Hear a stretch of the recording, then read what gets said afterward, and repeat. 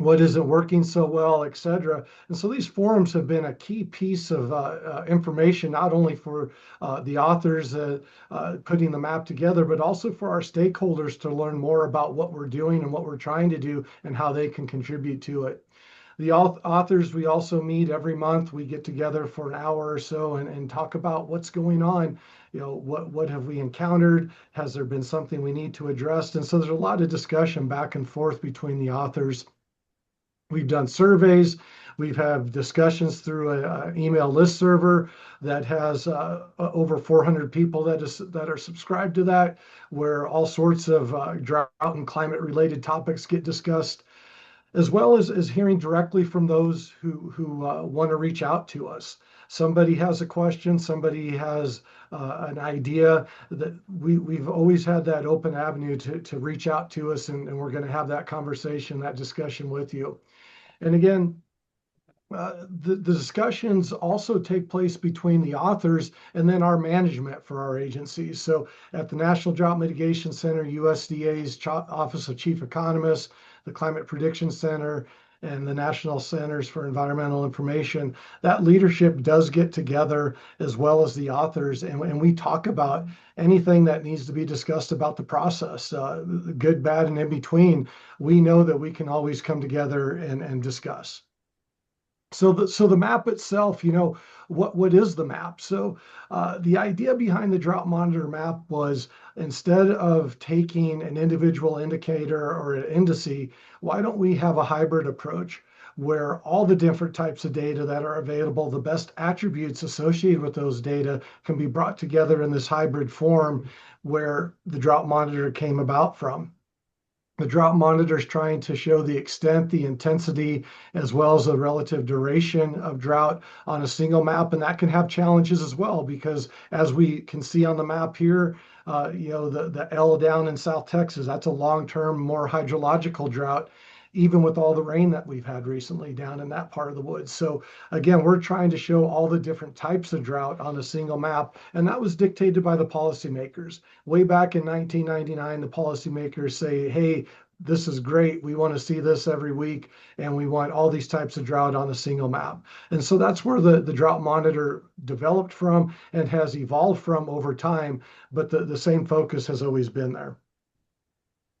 The backbone behind how the drought monitor is put together is the methodology that we call the ranking percentile methodology. That's saying that any piece of data that we have available to us, and in the beginning of the drought monitor, we only had 5 or 6 pieces of data that were coming in each week. But every piece of data that we can utilize in the making of the map can be put into this percentile ranking methodology. That's meaning that we take the data and we rank it from the wettest reading to the driest reading, or lowest reading to highest reading, and then we place the current data into where that ranking would be. And each one of those rankings and the percentile category that's associated with it directly relates to the drought intensity levels that are being shown on the drought monitor map. What is nice about this approach is it can be applied to any piece of data, regardless of the period of record, even though we know climatologically there's going to be a lot more variability on a shorter period of record, but we can dictate that. And that's the flexibility with the data that's being used in the drought monitor, that bringing in new data or applying this same methodology to data is quite simple. And it's been consistent as well from the beginning of the drought monitor. How we take these data is, we know over time, and again, as someone who's been putting the map together for over 20 years now, very rarely do you have all the indicators or indices line up nicely and all telling the same story. And so what we try to employ here is this idea of a convergence of evidence approach. The idea is we can take all those pieces of data, and you can see from soil moisture, impacts, vegetation health, all the way around the cartoon here. And what we can do is see where those rankings are. Again, what percentile are they falling into? But then again, where are they converging to? I almost relay it to a law trial where a lawyer will put all the evidence out in front of a jury and the jury comes up with a solution. That's kind of what the drought monitor authors do. We put all the information and data out in front of us. And then where are the data converging? We know that there could be a variable that's showing conditions better, or even one that's showing worse. We don't try to cherry pick on just a single piece of data here or there, but we try to see where all those data are converging. So with the data that we utilize, almost every piece of data that we employ into the drought monitor process falls into one of these six areas. So of course, we're going to use precipitation and snow. Uh, Most people are most familiar with, how much did it rain, how much did it snow, and that's pretty easy for both scientists and those in the general public and decision makers to understand. So again, that's one of the most important variables that we utilize. Various drought indices and indicators are being computed using precipitation, snowfall, temperature, and other meteorological components. And so these drought indices, they try to take the information and distill it down into another way where we can utilize it, again, not only to identify drought, but drought intensity. Soil moisture, both modeled and measured, is very important. How much of that moisture that's coming from rain and snow is actually getting into the ground, or even deeper into the next bubble, the stream flow, reservoirs, and wells, into the groundwater. So kind of that hydrological aspect, how much the soil is holding, but how much is even being stored in deeper depths as well. So the hydrological drought side of things. Remote sensing has really taken off in the last 10 or 15 years. For those who experienced and lived through the drought of 2012, it kind of caught us off guard. And what we realized is some of the tools that we were using at that point in time weren't adequate for picking up things like flash drought, or even some of the variability on the landscape that we were seeing. And so from that point forward, a lot of different tools have been developed using satellite platforms that, again, and I have another slide that's showing this, are picking up individual pieces of that water cycle, the total water cycle, and relaying information about drought to the authors that we can utilize. What's nice about these remotely sensed data is they are very high resolution, and they do cover all areas regardless if there's in situ data on the ground or not. And then what really makes the drought monitor unique is having this ability to incorporate expert local input and impacts from our stakeholders and users. So we have an email listserv of over 400 people that are state climatologists, National Weather Service employees, those within academia, those within some of the federal agencies. And we get together on that email list, and that's what the discussion that takes place each week when the map's being done. Not only are constituents providing information and information on impacts as well as data, but they're also sharing, telling us what's going on in our backyard. Is this atypical? Is this typical? And sharing that information. Not and almost the key piece that also takes place during this process is they are also peer reviewing the various drafts that come out each week. So the author, like what I'm doing this week, I sit down and I start manually changing the drought intensity levels based on data and bringing that information into my GIS. But then I send that out for review, and I get instantaneous review back from these folks telling me, hey, we need to do more here. We need to put some of this drought back that has been improved, et cetera, et cetera. And so that is a key piece of the process associated with the drought monitor. And again, most of the information falls into one of these areas, but we have dozens of pieces of information on dozens of different timescales that are being utilized each week, from what's happened over the last several days, looking back even several months to greater than a year or two in some instances. So talking about these satellite products that have really come in vogue in the last 10 or 15 years, What is real unique about these is, as I mentioned, each one is really trying to pick up some aspect of that water cycle. So they're looking at evapotranspiration or atmospheric demand, the vegetation conditions, rainfall, soil moisture, groundwater, snow cover. Now we're even looking at some ecological type of products, looking at forests and grasslands.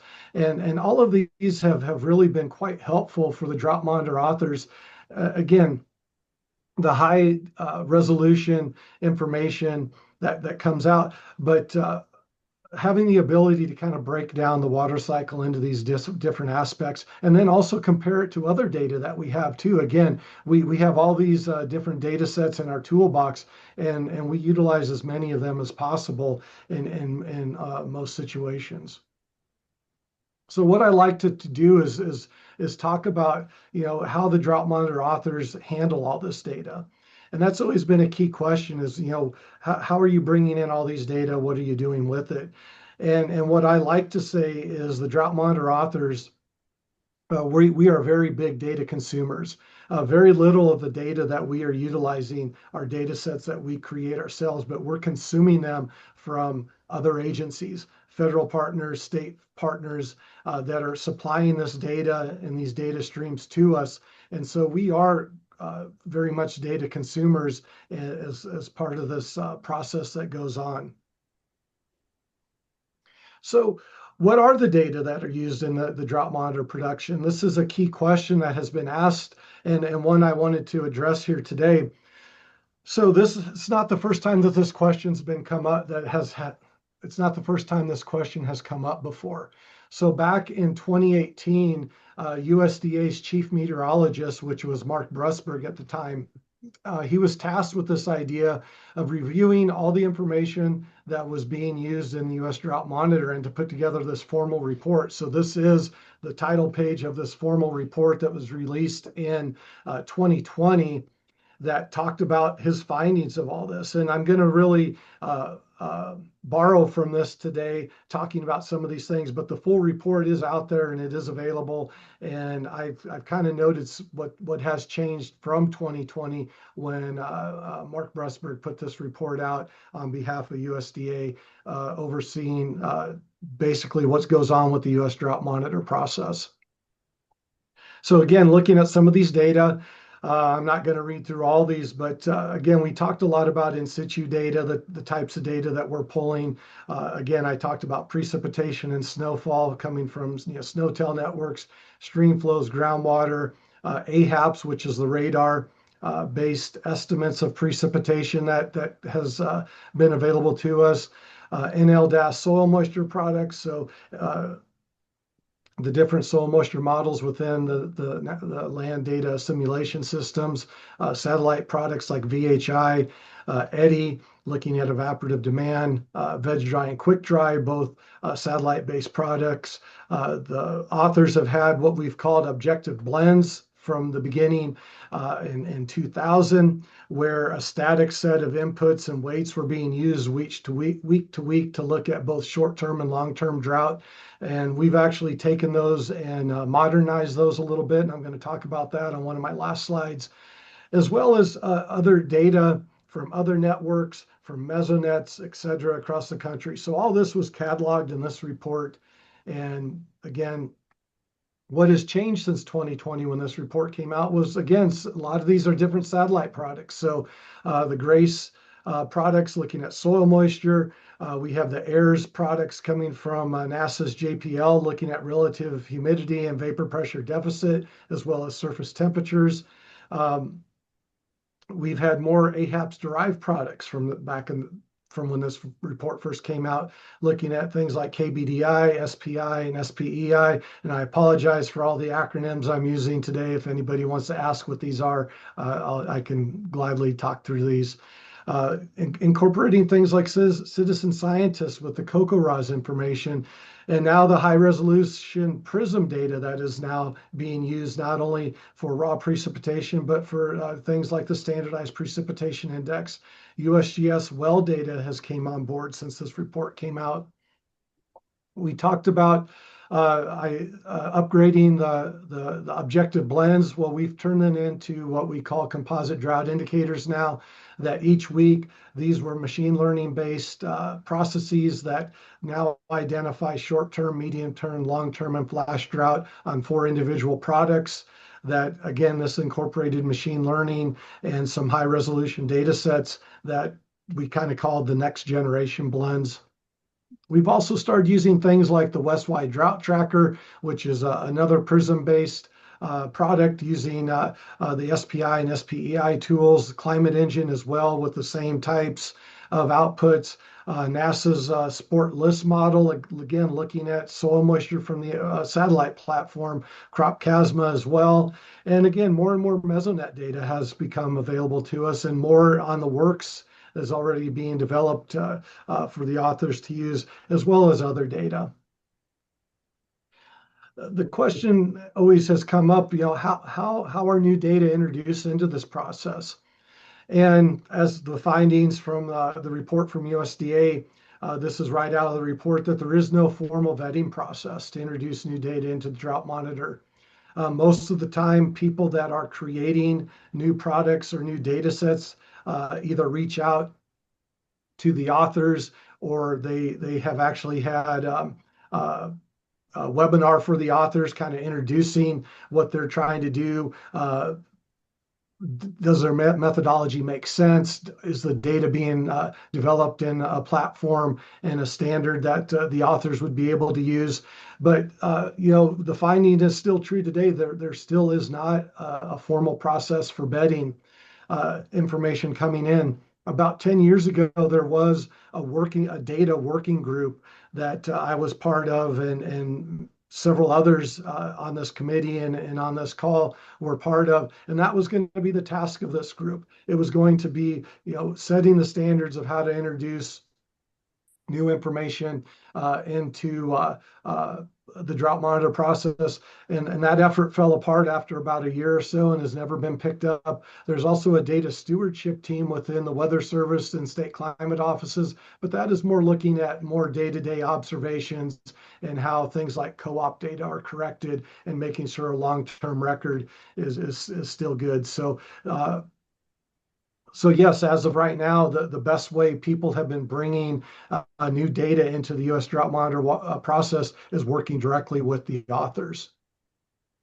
So what kind of data requirements do we have as authors to get some of this information in front of us and have us use it each week? And again, this is coming straight out of that 2020 report from USDA's chief meteorologist, that looking at a sufficient period of record. Homogeneous historical record with few missing data, temporal resolution of at least a day, timeliness and reporting. That's really a big one, because if there's too much latency, again, with a weekly product, if we're putting together the data for today and the most recent data is 6 or 7 days old, that really isn't helping us with the current assessment of what the drought monitor is supposed to be. Derive indices based on peer-reviewed methodologies, representativeness of the products both on regional and national scales. And the big one for the authors is this GIS compatibility. As I mentioned earlier, this process is manually done each week. It's not a black box where all these data are put into a computer and the computer spits the map out, but we're loading all these data up into a GIS platform, and we're clicking off and on these different data layers and adjusting those drought intensity layers as the data allow. And so having the ability to bring these data right into a GIS system is probably even though it's mentioned last, is probably the most key piece of the process of getting new data introduced and in front of us to use in this process. Just as an example, when I first started doing the drought monitor, we used to print off all these different maps. I would have 50 to 100 different maps on my desk, and we would sit there and eyeball the map and try to draw that onto the map. And that was the ability of the technology and where we were back in the early to mid 2000s. Ever since we went into a GIS platform, we've greatly improved the resolution that we can draw at, because we are drawing directly to the data that we're using as a background to making the map. So back to the question of non-stationarity and kind of why we're all here today. How is non-stationarity affecting the production and use of the drought monitor? So the Drought Monitor authors, we've been talking about this within our monthly authoring meetings, during the forums, and even through various emails for at least 5 years now. And we've had this discussion, and one of the key features is that with many of these newer products that I'm showing, that I showed, and I'll have another slide on this here coming up, is many of these already have a period of record that is quite short. So we're talking satellite products that have maybe 20, 25, at the most 30 years of record. And so when you start putting that into a percentiles, you're definitely capturing the most recent 25, 30 years of data. And so with those products alone, we are incorporating non-stationarity into the analysis. The topic of non-stationarity was highlighted during the last U.S. Drought Monitor Forum that was in Boulder City, Nevada back in 2023. And we actually had Zach from the committee. He spoke on that, and we had some other discussions during that forum. And so it's not something that's out of sight, out of mind, but we are bringing that more to the forefront with our discussions and the work that we're doing with the Drought Monitor as we have in the past. And again, I think the key here is the U.S. Drought Monitor authors will follow the lead of what the climate community determines. And at this point in time, I really haven't seen a consensus of exactly how to incorporate non-stationarity into all the data and information that's being used. And again, as data consumers, much of this topic is left to the data providers to determine how various data are publicly provided and the methods they use to do so. So if the climate community determines that a certain period of record or a certain reference period needs to be incorporated to further address climate stationarity outside of the tools and information that we're already incorporating, that message is really going to have to go to those that are providing the data sets, and having a consistent and clear message to all these different data providers to incorporate that into the data that they are providing. There are various base periods and reference periods used in the U.S. Drought Monitor production. I'm going to show this on a couple other slides here, but I've already briefly touched on that. And again, the Drought Monitor authors, we don't dictate to data providers how to provide their data. At best, we provide guidance when asked, or with some of the newer products, when those who are developing these products and tools, they come to the authors and they ask for guidance as they are developing their tools. So again, I won't say our hands are completely tied, but we would really have to work as authors to go to all these different data providers if we wanted them to change something to basically fit into the process that we're doing. And to incorporate the idea of data non-stationarity in the Drought Monitor process, the authors have utilized more of these remotely sensed products. And again, most of these do have periods of records that are less than 40 years. And just as an example, some of these newer tools that have come out in the last several years and the period of record or reference period that they're using. So you can see just by this list, quite a few of them are on a period of record or reference period of 30 years or less, or utilizing a base period of a 30-year record.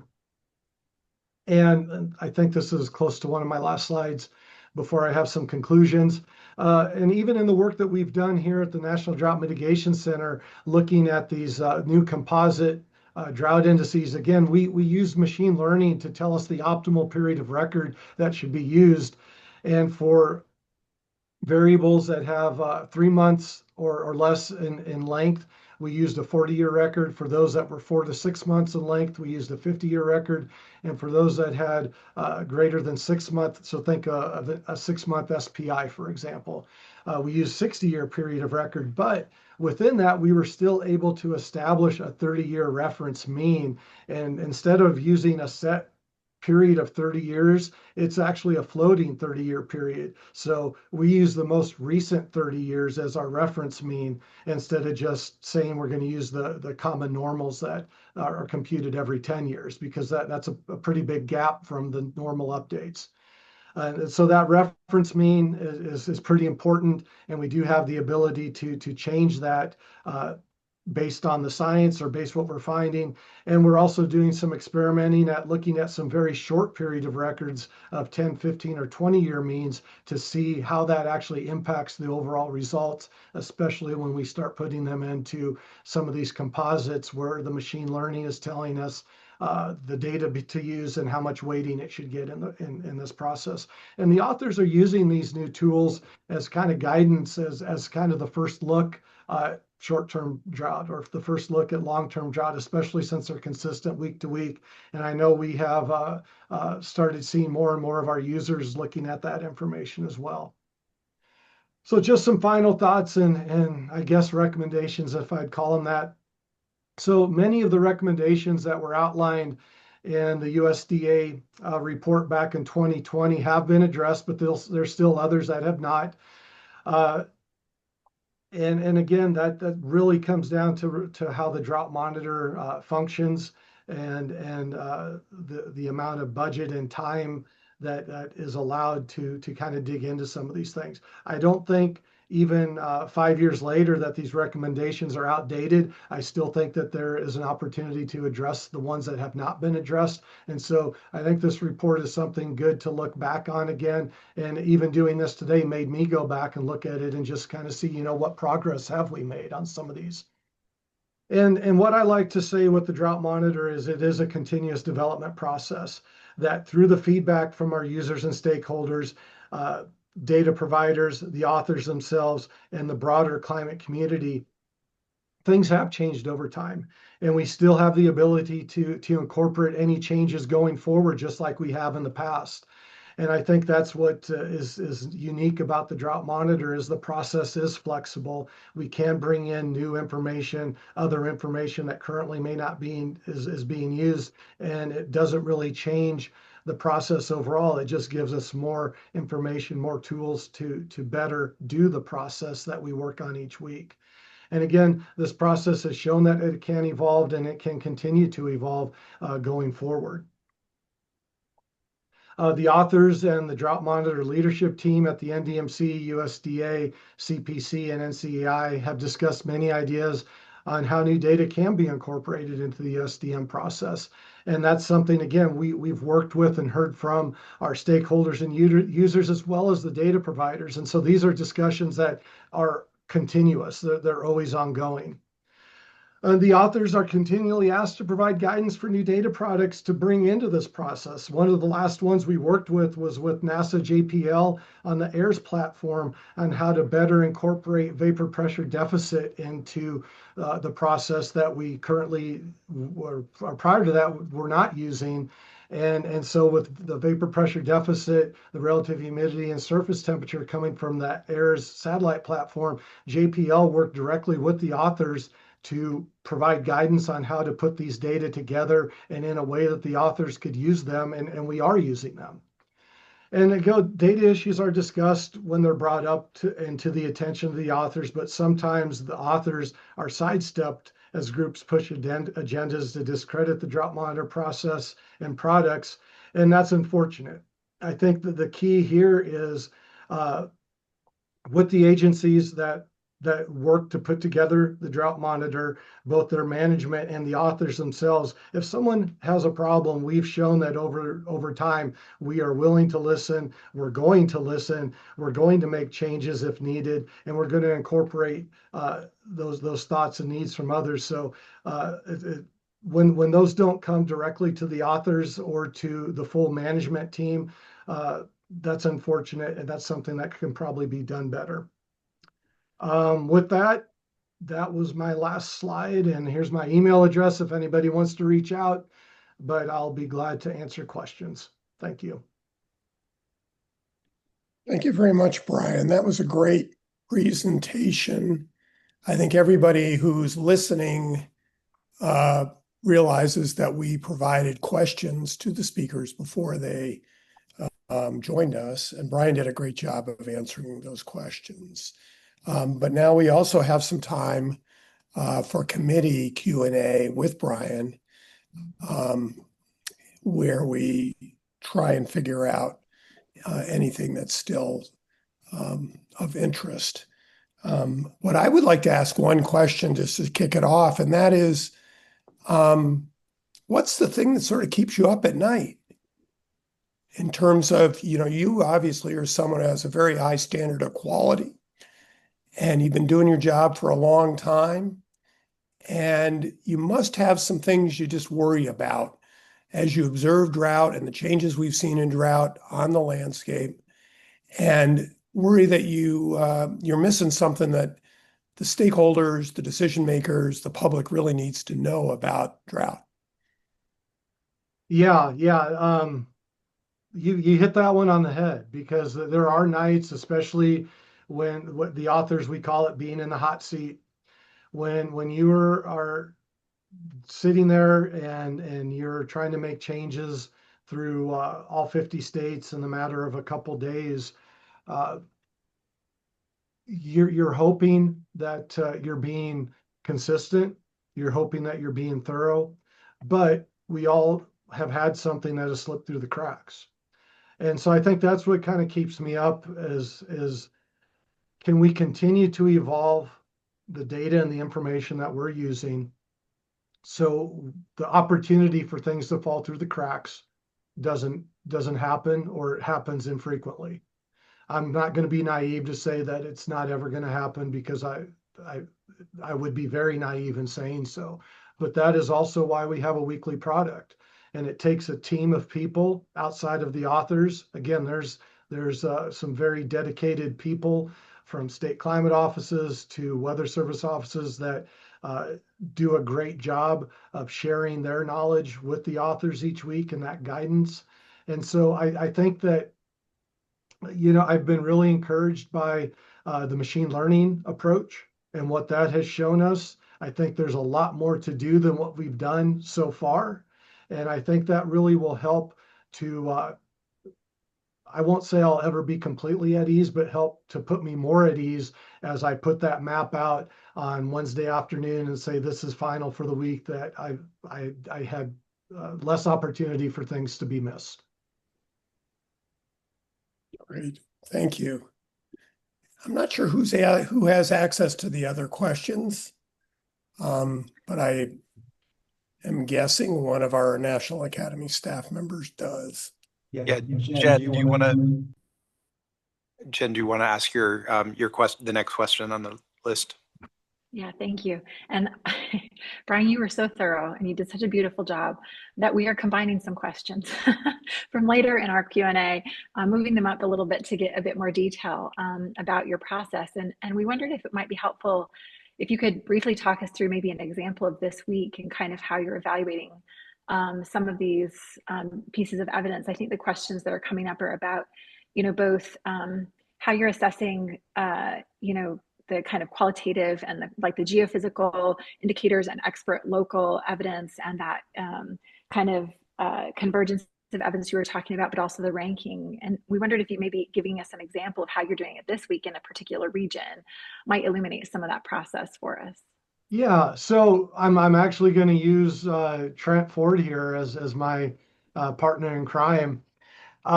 So just before the call, Trent and I had shared some emails, and I had already went through in Illinois and made some changes for the week. And that was based off of not only the precipitation that has fallen in the last week, but how the indicators responded to that precipitation. And so, and again, the drought, of course, doesn't stop at state lines. So it actually was part of eastern Iowa and into northern Illinois. So looking at the information and seeing the change of the inputs. And so I put together the changes and I sent them out, and I heard back from Trent and for the state of Illinois. And Trent was like, hey, the changes you've made look good, but there's more work to do. And so Trent pinpointed a few areas to me that I had not addressed yet. And so again, to help with the oversight of the full big picture, he pointed out some information to me, provided some guidance as far as data that he collected from Illinois directly from some soil moisture sites as well.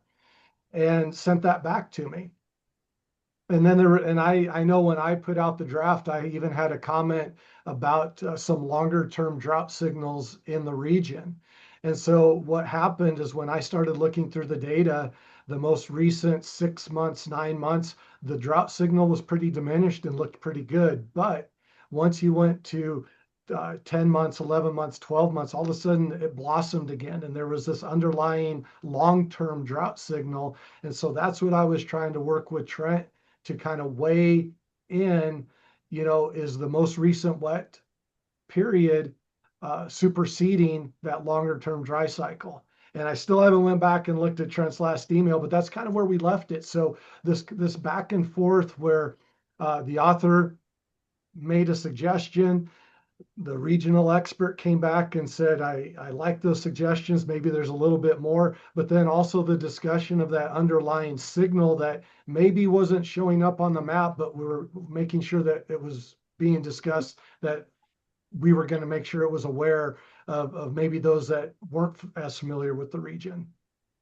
I don't know if that's what you were looking for, but that's one example from just heck in the last couple hours that happened.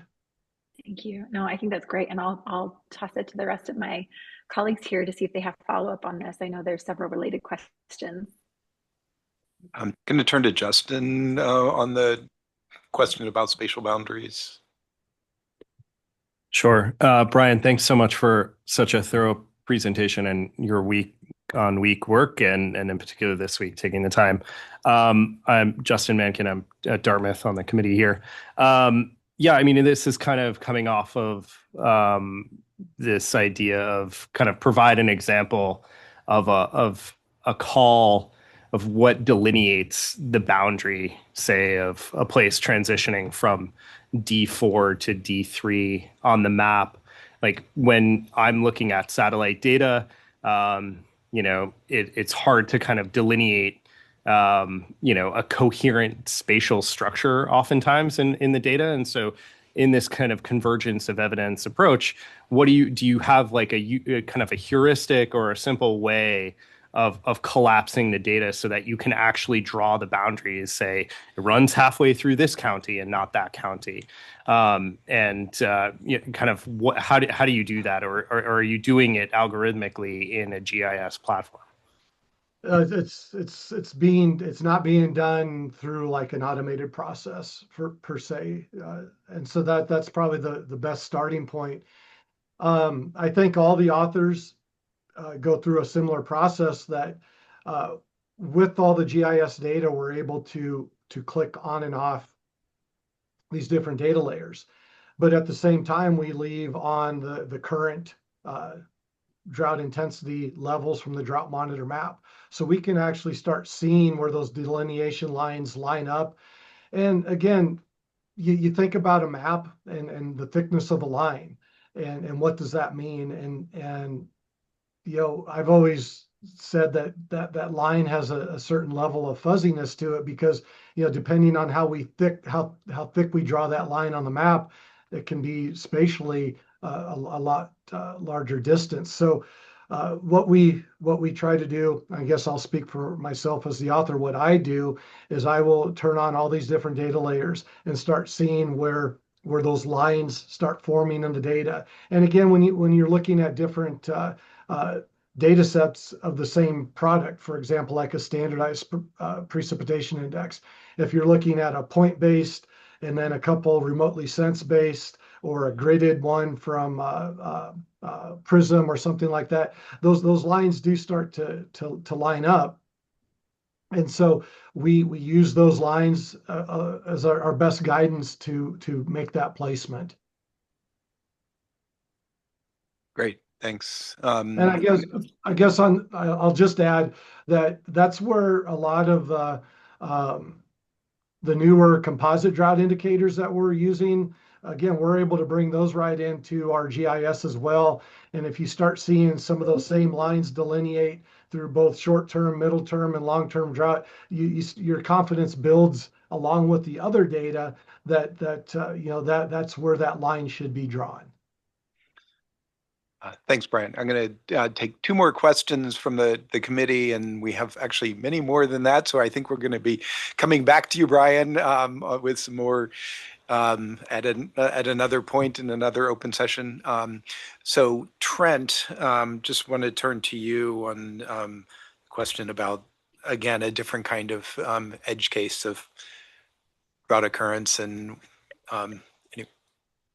Yeah, Brian, this is something that, we struggle with a lot too in recommendations, but how do you kind of, what's your thought process in handling a situation in which there's disagreement between the drought indicator index and a drought impact? So it could be that the drought indicator index is showing, ooh, this is looking really bad, but there's no reports of impacts.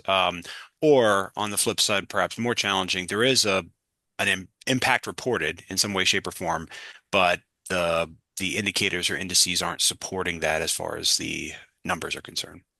Yeah, I think the second example is the one that is more challenging, like you said.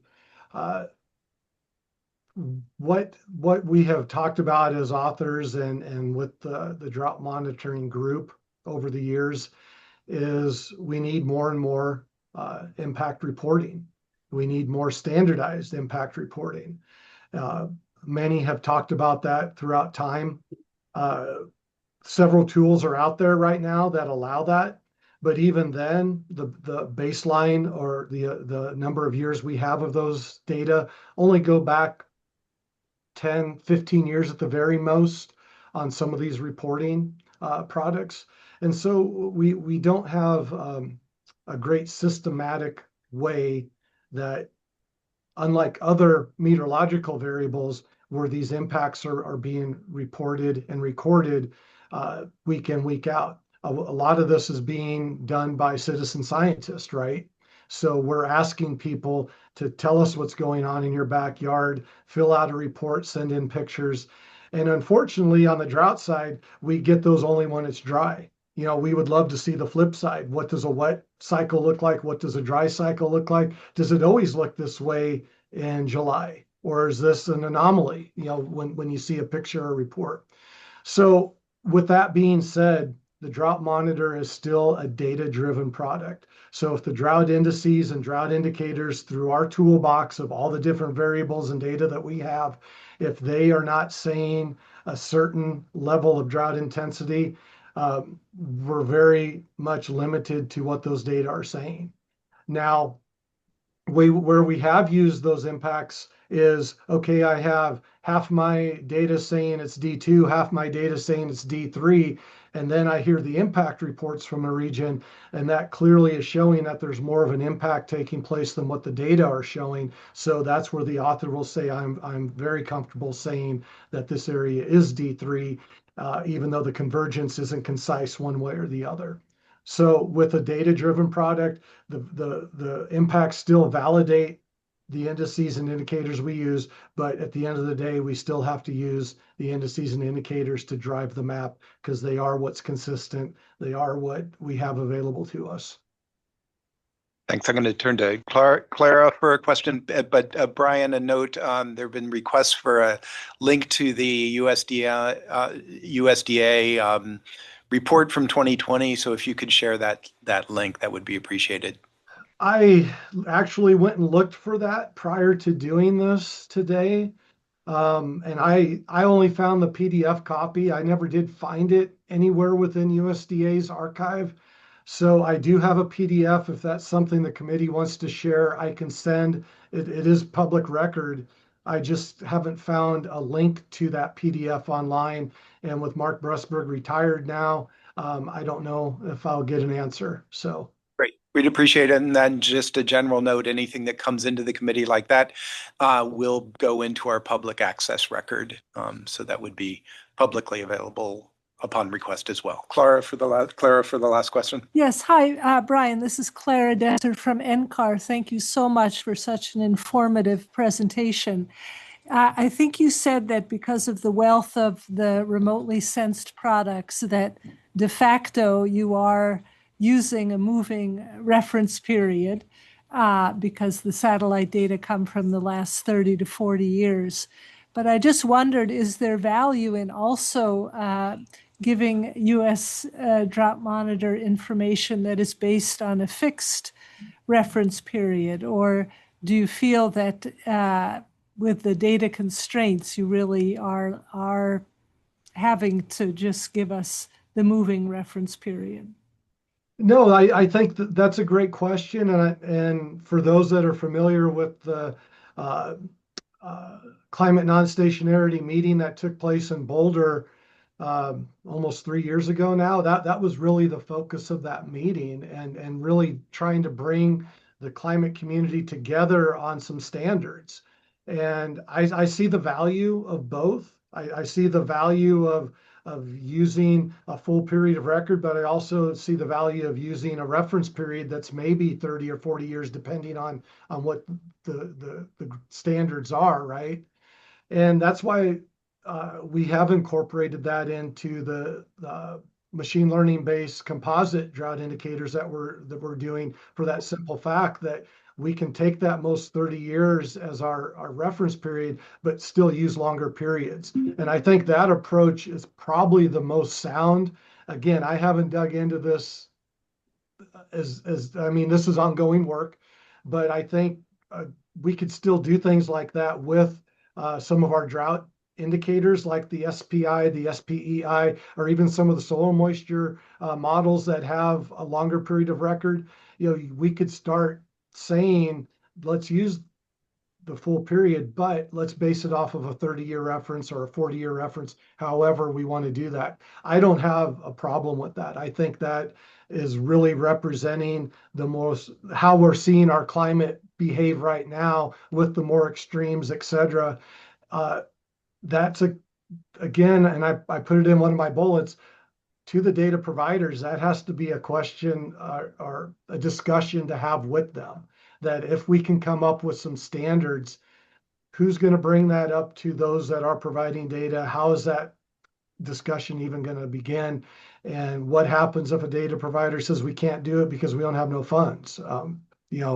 Things like that. And so Jonathan asked me, what kind of scares me? I think that's one of the things that does scare me is, losing data or losing the ability to have people work with the data they're providing because of lack of funding. And that same goes for the drought monitor. We don't have no standard funding for it as well. And that was one of the recommendations that came out of the report by the chief meteorologist 5 years ago. So in a roundabout way, I hope I answered that question, Clara, and Yes, added a little bit excellent. more. Thank you. Are your machine learning methods in the peer-reviewed literature, or are they in the pipeline? It's in the pipeline, yes. It is coming up.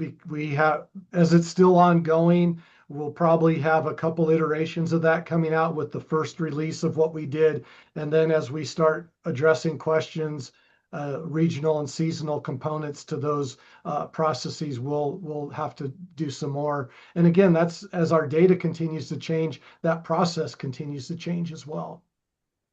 Thank you very much. Yeah, and Brian, once again, I think what you're hearing is just a subset of the questions that our team has for you, and that's a reflection of just how darn important the drought monitor is and how impressed we all are with where it's at.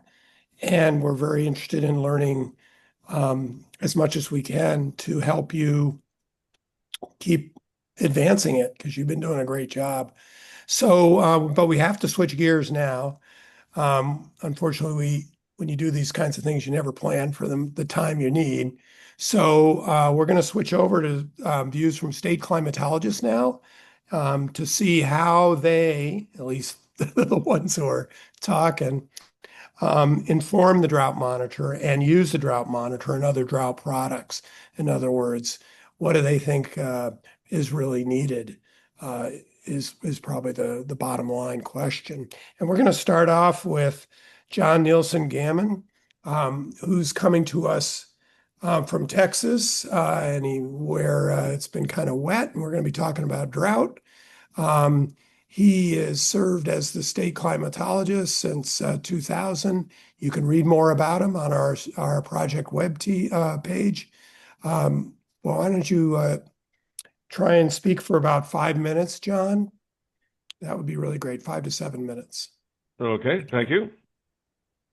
So I want to spend a good portion of my seconds talking about the importance of framing the issue of non-stationarity, and that circles back to what's the purpose of characterizing and analyzing drought? Are you trying to understand the severity of the event and reflect that in your assessment, or are you trying to understand the rarity of the event?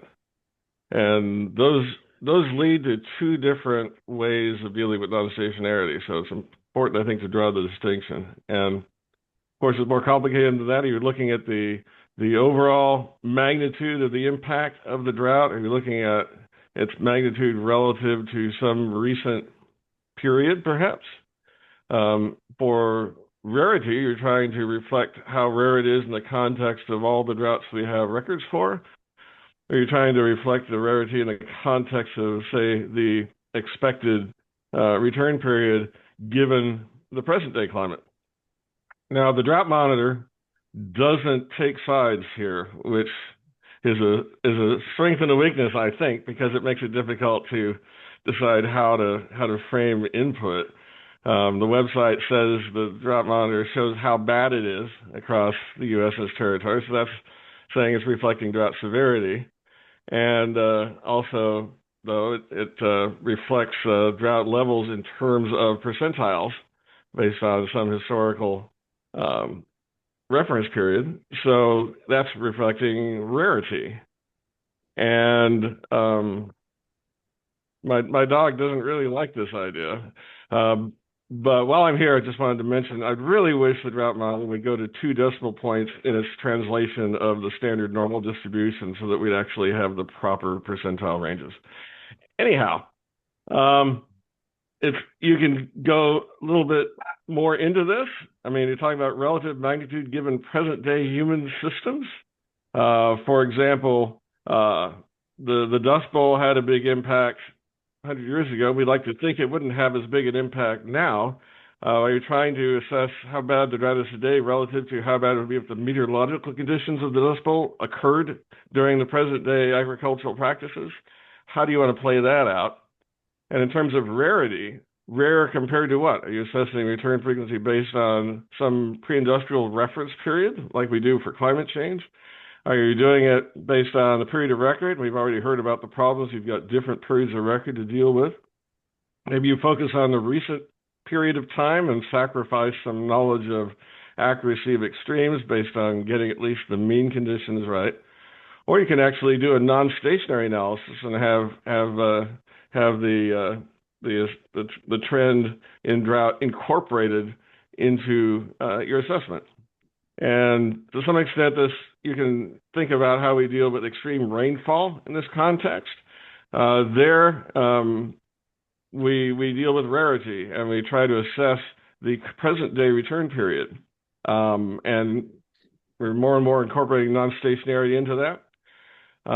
But for example, for the U.S. drought model, one application is drought relief.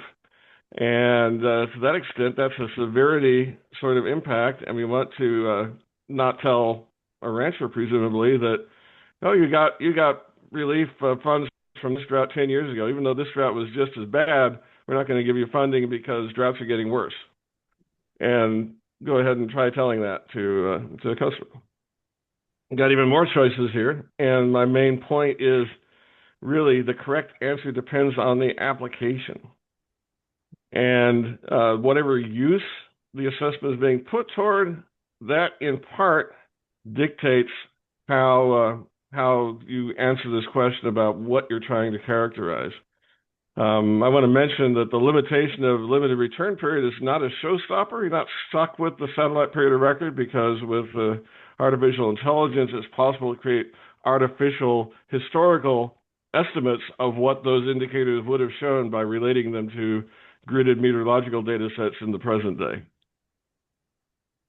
So another way of bringing this question to the fore is basically asking, if droughts are getting worse due to climate change, do you want the drought monitor or your indicator of drought to reflect that? In other words, would you want to see more D4s in the future than the past?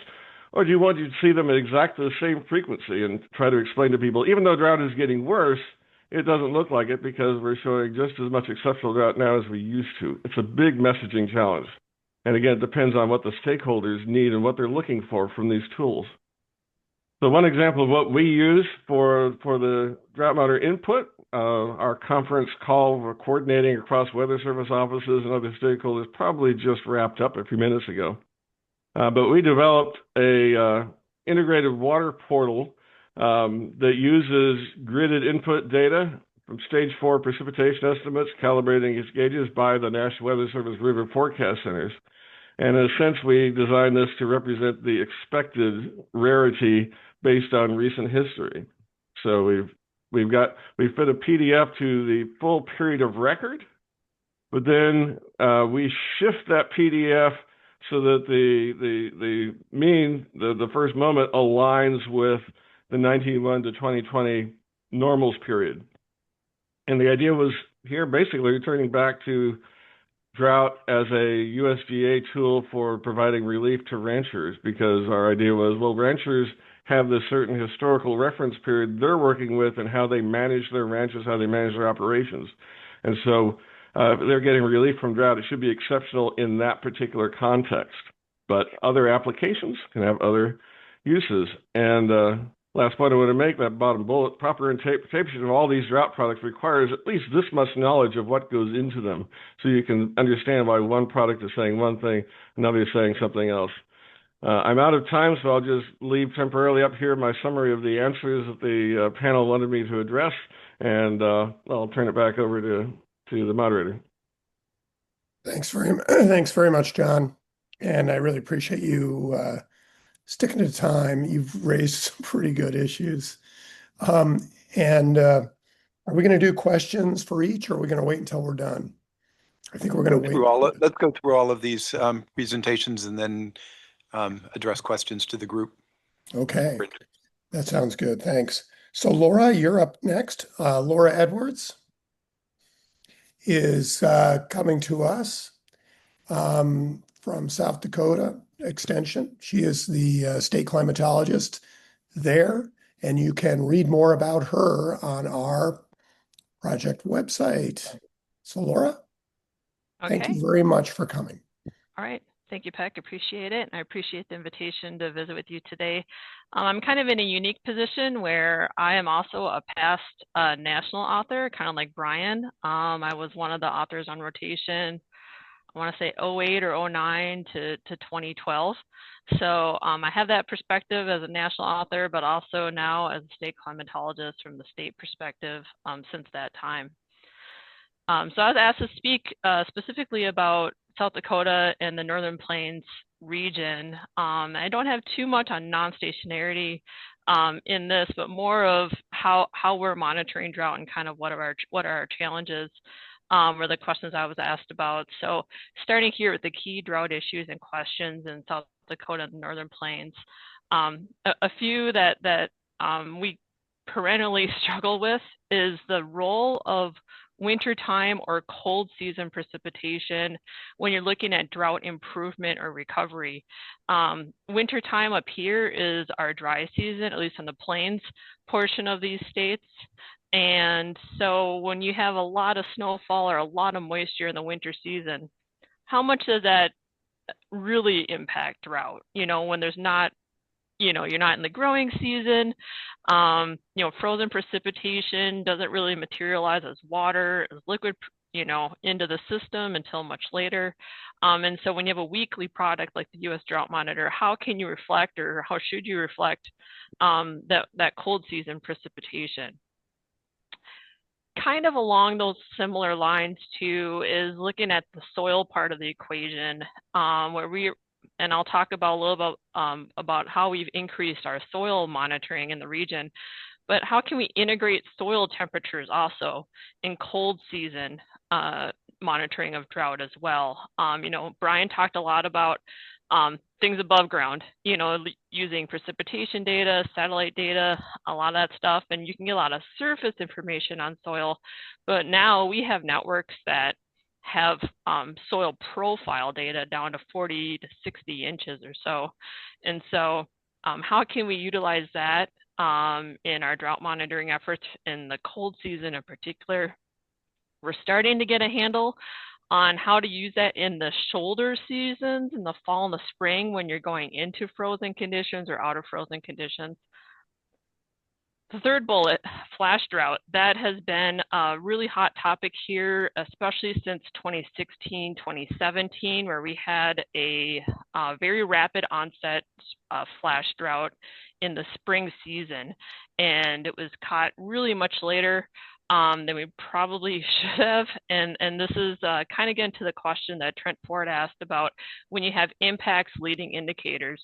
And we had impact reports on the agriculture side of a lot of cattle being sold early in May and those kinds of things. And we just didn't have the climate data at the time to support the drought level that we were seeing the impacts being reported in. And given the future climate projections for this region with our total extreme rainfall events comprising a higher portion of our annual rainfall, we're expecting more of these kind of flash drought or rapid onset droughts to occur between larger precipitation events. And so how can we better capture these when we're monitoring drought on a week-by-week basis?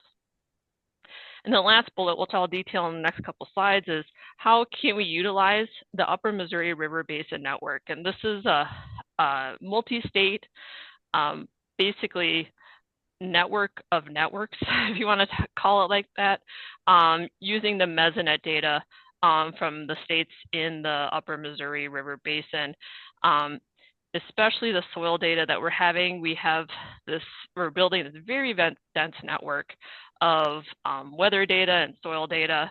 Does that mean we can use existing metrics, or should we create new ones, new indices, new ways of using soil data in drought monitoring? And that is something that is in progress.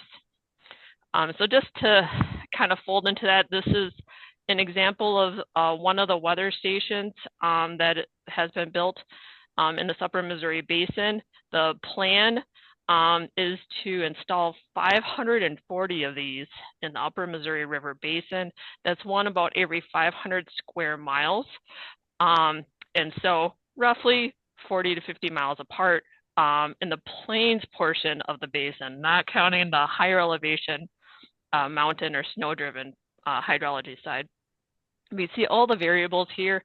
We're the way that our Mesonet leader talks about it is we're basically creating total water stations, measuring everything in and everything going out that we possibly can. This is just a graphic to show how dense this network is going to be when it's fully built out. They're a little more than halfway done. This is kind of an older graphic now, but showing you just the extent. So we have a very unique situation here in the Northern Plains region, especially in the Missouri River Basin portion of our region, where we're building in this phenomenal network of stations to measure in situ characteristics. When I talked about soil stuff, how can we better utilize this? I mean, in South Dakota alone, when the network is finally built out in 2027 or so, we'll have 1 million data points a day coming in from all of the sensors. How do we even begin to grasp how to visualize, how to utilize that data in a weekly thing like the Drought Monitor? So we've created a couple ways to visualize this, and we have a webinar coming up in August that will share this too. And I know we've visited with the Drought Monitor authors with some ideas here on how we're going to do this. But we looked at volumetric water content. That's what's already being measured in the field, looking at changes over different time periods, 1 week, 4 week, and so on. And then on the right-hand side, another thing, fractional available water. See, in these two senses, you don't need climatology, an extended period of record. You can, on the left side, you can just look at differences at the delta or the change. On the right, you're just looking at water and the soil properties and how much water is available at each of those stations, and you can look at topsoil, subsoil, or the total column. So we're trying to develop some ways to use these data that have very short periods of records in some cases to really bring some benefit here to drought monitoring, to fill in a lot of gaps in what is a pretty remote area of the country with not a lot of people to make observations. So here is kind of some user stakeholder concerns with the drought monitor. I was asked to kind of address this. I know this is a little bit different than just looking at the data that goes into it, but most of the concerns that I hear are related to the drought disaster programs, especially with USDA. And I realize these are written into the Farm Bill, so very difficult to change, very slow to change at sometimes, but that there are different criteria of eligibility written for different disaster programs, even within the same agency. But the livestock forage program in particular is tied directly to the drought monitor and for the eligibility criteria. So that is something that I hear the most about, given that South Dakota is really a large portion agriculture state. The third bullet there too is the lag time for the U.S. drought monitor to kind of catch up to conditions. And so the working mode, the working kind of rule of the drought monitor is that it can only change by 1 category per week, up or down. The rare exceptions I see to that are typically tropical storm related or rainfall of that kind of quantity. But typically we're limited to 1 category per week. Some other things that people tell me are related to things outside of the federal government, like, oh, my insurance paid out, but the drought monitor is not paying me on my livestock forage program. I'm like, well, you know, nothing we can really do about that. So that's not something that I'd worry about for this group, but it is a concern that I hear from the field. Just to put the livestock forage program into perspective and the number of dollars that farmers and ranchers are getting here. And there are different levels of qualification and so on. So I won't go into the details about that, but this has been written into the Farm Bill since 2008 when it was tied to the U.S. Drought Monitor. And so since then, and it's pulled a handful of the Northern Plains states in the U.S. on the far right side. The highest single year for the livestock forage program in South Dakota was 2012, which was a very widespread drought through the Corn Belt and central states. That was a single year, $172 million of payment to South Dakota ranchers. I believe it was just over 13,000 recipients of those funds. But you can see here, you know, you're looking at in the order of 100 million or so, you know, in the highest drought years.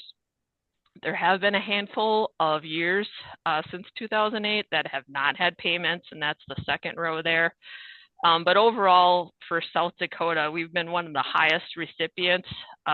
We are the highest recipient in our region, at least, for this program. And this is very unique in that the ranchers do not pay a premium to participate. They become eligible purely on the drought monitor, and they get that indemnity. They get that money paid to them without having to pay anything in. So really unique here, and that's probably why I hear probably the most about it. But $609 million from 2008 to 2024 has been paid to South Dakota producers. When you look at U.S. overall, we're looking at nearly 27 billion with a B since this forage program was tied to the drought monitor in 2008. So that's a really huge financial impact. That program did exist before, but just wasn't tied to the drought monitor. So the last question, was the drought monitor adequately reflect drought? I think yes, most of the time. The spatial scale, especially getting down to the county level, is really the most challenging part.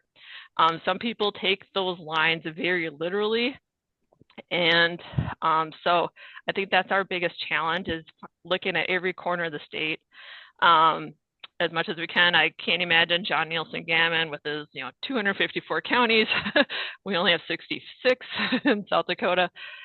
We do have some vocal critics, of course, as we would for any program that has actual, especially financial impacts here. And someone asked about earlier, I think, and I saw a question about funding for federal agencies and how that might play a role in the drought monitor. And here in my state, we work very closely with the National Weather Service. We have 3 offices in South Dakota that cover our state, and we work with them every week, literally every week.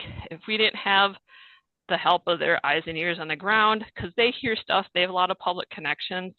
They work and operate the cooperative network, cooperative observer network, which is really critical. One of their longest term records in the country. They hear a lot that we don't hear in other circles. And so, and they almost always contribute to our weekly discussion.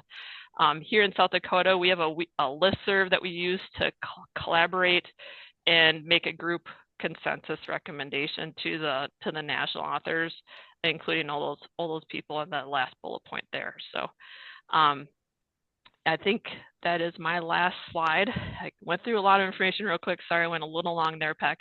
But again, I appreciate the time and looking forward to your questions. Thank you, Laura. You took a little extra time, but you really helped us out with a lot of great answers, and I really appreciate that. And I'm going to buy some cattle in South Dakota pretty soon here. It looks pretty lucrative. But I think we're going to go on to the next speaker, Russ. Sorry. Schumacher is from CSU in Colorado, and is his Colorado State climatologist and director of the Colorado Climate Center. So take it away, Russ. Okay. Look okay there? Seeing all right on your end? Okay, Yep. good. Very good. So I'll talk a bit about drought monitoring here in Colorado and some of the issues that we face. So one, just to start, is this map that I always like to show in talks that gives a sense of the diversity of climates across our state in terms of precipitation. The color shading here is the month that is the wettest month on average.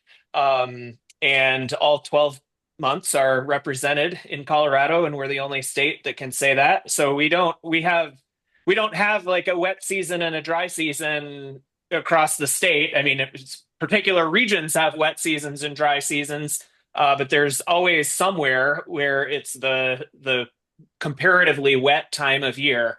And so this, makes drought monitoring and climate monitoring exciting, but also challenging in a state where we have everything from high deserts up to mountain ranges that get huge amounts of snow each year, and everything in between. Colorado has long been a leader in drought monitoring for a state climate office. So the Colorado Climate Center really got pulled into drought monitoring in the big drought of 1976 and 77, and has been leading that ever since. Nolan Duskin, the former state climatologist that many of you know, is pictured here, highlighted in the very first newsletter from NIDIS in the fall of 2009. So it just kind of shows how long that our office has been involved in this activity and trying to be at the forefront of the science and of the communication and engagement with communities in our state. So on the left here is just a snapshot from our drought monitoring dashboard that we use in our office. It's got lots of the different indicators that we focus on and use for making recommendations to the drought monitor. And we provide each week, as the others have noted, and as Brian noted in his talk, we provide recommendations for Colorado each week. This was the recommendations last week, with lines on the map and so forth that get sent to the author to accept or modify or decline each week, but that's something that our office has done for basically since the beginning of the drought monitor, and continues to do up to this point. And so, as the others have kind of highlighted, especially Laura, in terms of the seasonality, we have a strong seasonal cycle in terms of what drought indicators we're looking at. In the winter, Colorado's a headwater state. The mountain snowpack is the huge source of water for not just for Colorado, but for millions of people in all directions. And so we're all hanging our hats on the mountain snowpack conditions each winter. So we're looking at maps like these from the SNOTEL network throughout the winter and into the spring. And that's the key indicator at that time of year. In the summer, then it shifts to rainfall, of course, but then other indicators like evaporative demand and soil moisture and agricultural impacts and things along these lines. So we might be looking at soil moisture maps or water balance from our mesonet and indicators like that. And then always tools like standardized precipitation index, which was actually first developed by my predecessors in our office, and now is kind of a hallmark of drought monitoring. So that's a key indicator year round, but which timescales you're looking at can vary quite a bit depending on what time of year it is. Okay, so some challenges in drought monitoring in Colorado, and I think in maybe other mountainous areas in the West. One is, should drought reflect local conditions, or should it reflect where the water comes from? So, for example, most of the people in Colorado live along the Front Range, from here where I am in Fort Collins down through Denver, Colorado Springs, Pueblo. Denver, I've pointed out Denver here. But Denver's water does not come from Denver. It comes from reservoirs that are fed by mountain snowpack up in the mountains. So one could make the case that drought, at least in terms of water availability, what matters for Denver is not really what's happening in Denver, but it's what's happening up in the mountains. And you could draw a U.S. drought monitor reflection for the Front Range cities that's really just based on mountain snowpack and reservoir levels. Now, of course, local precipitation and local, indicators are important for other reasons. But this is something that comes up a lot in terms of if people are worried about water availability or water restrictions, it isn't so much what's falling on the Front Range cities, it's what's happening up in the mountains. And there can be a bit of a disconnect with this. A challenge here in the West and elsewhere, but especially in the West, is the increasing importance of evaporative demand and temperature-driven drought that many of you here on the committee are kind of the pioneers in understanding some of this. So just a quick illustration of this for Colorado. This is now averaged over the whole state. This is standardized precipitation index going back to the late 1800s. You can see the wet periods and the dry periods through there. This is precipitation only. If we do a simple SPEI incorporating a temperature, a simple temperature-driven reflection of evaporative demand or evapotranspiration, you can see on the right-hand side of the graph here what looks like, some really bad droughts with some wet periods in between now look like mostly one really long dry period across Colorado. And so this is kind of how do we account for the effects of increasing temperature and its effects on evaporative demand and soil conditions and water availability and so forth. And then to get to a topic that's come up a few other times from the presentations thus far that relates to non-stationarity is this idea of drought versus aridification or both. And I'm going to illustrate this in this figure here, which is actually something we've been discussing this week among our team and relates to a lot of what Brian and John mentioned as well. So this is this is the Colorado River gauge at Cameo in western Colorado. And this is, I think, as everyone in the committee probably knows, the southwestern U.S. and especially the Colorado River Basin has been in this mega drought since around 2000. this is the accumulated stream flow for all the years up to 1999, and then this year in the black on there. So the accumulated flow up to this point, if you only consider years up to 1999, would be in the 7th percentile, which would be a D2 category on the U.S. Drought Monitor, on the verge of D3. Now I will add in all the years since 2000 to the graph, and I can go back and forth between those. And now it doesn't look so bad when you include some of these historic drought years of the last 20 years. So now it's only in the 11th percentile.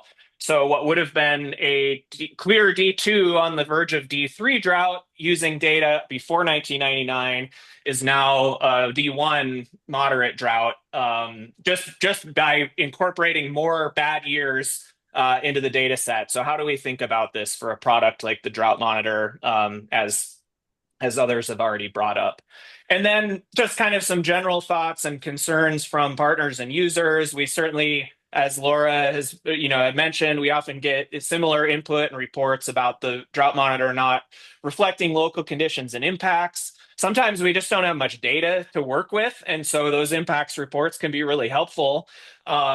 And I think people will they'll think about short-term drought when we're looking at long-term drought and vice versa. And that's where this convergence of evidence that Brian talked about is really important, to consider all time scales. But at the same time, that can be limiting, kind of making the communication case for why it looks this way or that way can be a bit of a challenge. And similarly, the rarity, the return period or percentile basis is not always easy for people to understand. And we get comments in both directions, where I think, we'll hear that it's really bad, and then the impact will also say, well, it's been, it was worse 3 times in the last 10 years. So that, based on the way the Drought Monitor is constructed, it really can't be D3 or D4 if it's been worse 3 times in the last 10 or 15 years. And likewise, it doesn't have to be as bad as the Dust Bowl to be D3 or D4. Sometimes we'll hear stuff like that where it's like, well, it's not as bad as the Dust Bowl, so it can't be that bad, right? And that is not consistent with how the Drought Monitor is developed either. But I think also, as Laura alluded to, people also just want to have an outlet to raise their concerns and know that someone is listening. And we try to provide that conduit as a state climate office. So that, again, includes Extension, FSA, National Weather Service, et cetera, et cetera. And we can be the conduit for some of that information sharing, and not as extensive as South Dakota, but we similarly have ongoing projects to try and collect more data, both the physical data like soil moisture and also impacts. And now CoCoRa's observers can include photos with their condition monitoring reports. And we have to always share this quote from Kelly Redmond that as with rainbows, each person experiences their own drought, and that is quite relevant when we're talking with both our data providers and key partners, as well as ag producers and the public. So that's all I've got. There's some contact information for me, and I will stop there. That was very good, and also really appreciate the Kelly Redmond quote. Thanks very much, Russ. It's above my pay grade to say what to do next. I'm going to turn over to Stephen, because we're running a little behind. We need to have a break. There's clearly a need to ask you guys some questions, and we're not going to have time to ask you all the questions we need to ask you. So, Stephen, what do you think the solution is? Someone has been through this. So my call is we'll take 10 minutes for questions right now. And we'll go right into the next session and invite people to take their own breaks as they need them. So let's go into questions, and these will be to the 3 of you who just provided insights from state climatologists. And so I'll let you all pick and choose how you're answering those. But we do have 10 minutes, and we're going to try to get a couple of questions in here. So Richard, why don't you start? Yeah, here it is.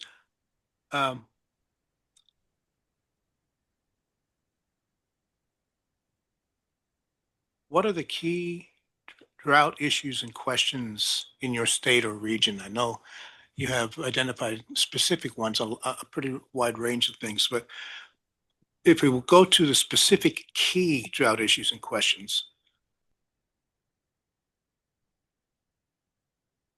And one of the areas that this committee is dealing with is the geographic question of how to think about not only these questions in aggregate, but also how we're considering them across the area. So I think if you can maybe address some of the things, Russ, for instance, that are really specific to Colorado or heightened in Colorado versus some of the other areas, and same for South Dakota and Texas. Do you want me to go first? I can go first. Yeah, so I mean, I guess I tried to highlight that as much as I could, but one thing that I didn't touch on so much is similar to what Laura brought up, is the kind of increasing importance of flash drought on agriculture and related industries. And that also plays into wildfire. So drought and wildfire is another big topic that, as we now have, some big fires starting to rage across the state. So kind of in addition to the issues of snowpack and how it relates to runoff and water supply, that's kind of always the big one. And some of the just the geographic diversity that we have in Colorado. I think the other ones would be drought and wildfire, and then flash drought. I guess I'll go next. I think one of the challenges I highlight would be the input data for the drought monitor, because we're trying to put things into a historical context. And in many parts of West Texas, there are very few stations available, and so it's hard to pin things down, especially where you've got topographic variations that might be driving rainfall. And then the other aspect of this is we've lost lots of cooperative observer stations in the past few years. So how do you look at a 100-year period of record when all you've got left is a Mesnet station that's been there for 5 or 10 years? So having that continuity of record in terms of drought is a bit of a challenge. Yeah, I'd echo that too. And very similar story in Western South Dakota in particular, where the observers are literally dying and we can't replace them. And I did say in my comments, in my earlier remarks, wintertime drought monitoring is probably one of our biggest challenges, in addition to that short-term variability, that rapid onset. And then, how to incorporate or include high quality weather and soil data with short records, I think, is the big question.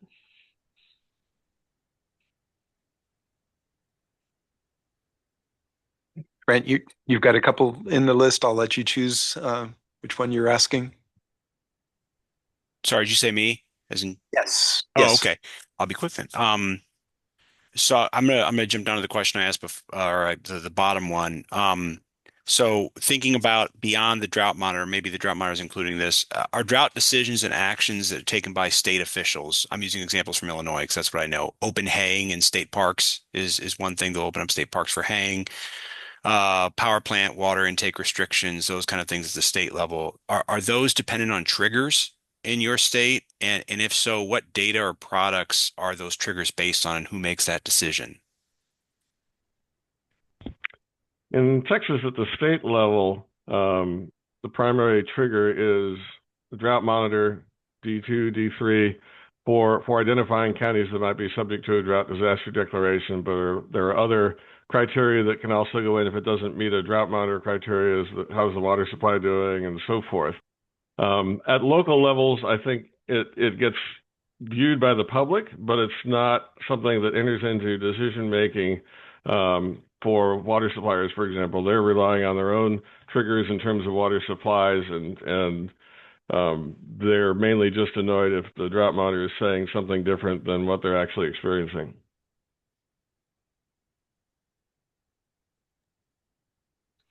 I could respond for South Dakota. So the drought monitor does not trigger anything statewide.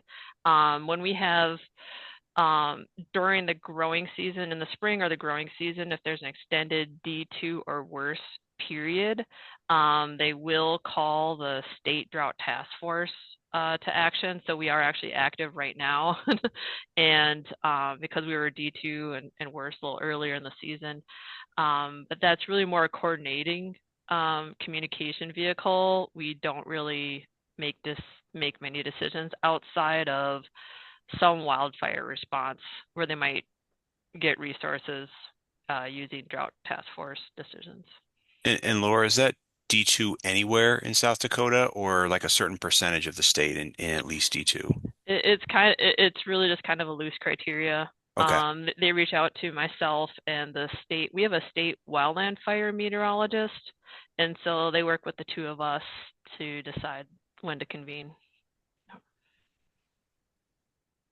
And yeah, in Colorado, so on paper, there are specific triggers that are in the state drought plan that, for example, are supposed to initiate the state drought task force and other things like that that can then, eventually lead to disaster declarations and so forth. But in practice, it seems much more, I don't know, just kind of at the discretion of the state agency officials who happen to be in place at the time, for example, in the Colorado Water Conservation Board. So I think for probably at the moment, based on what's written in the drought plan, we probably should have the state drought task force activated because we've got quite a bit of D3 in the state, but it hasn't been activated for, I guess now that we're talking about it, I should probably ask someone about why it hasn't been activated yet. So there is a bit of a disconnect between like what's written down in the state drought plan and kind of what actually happens in practice.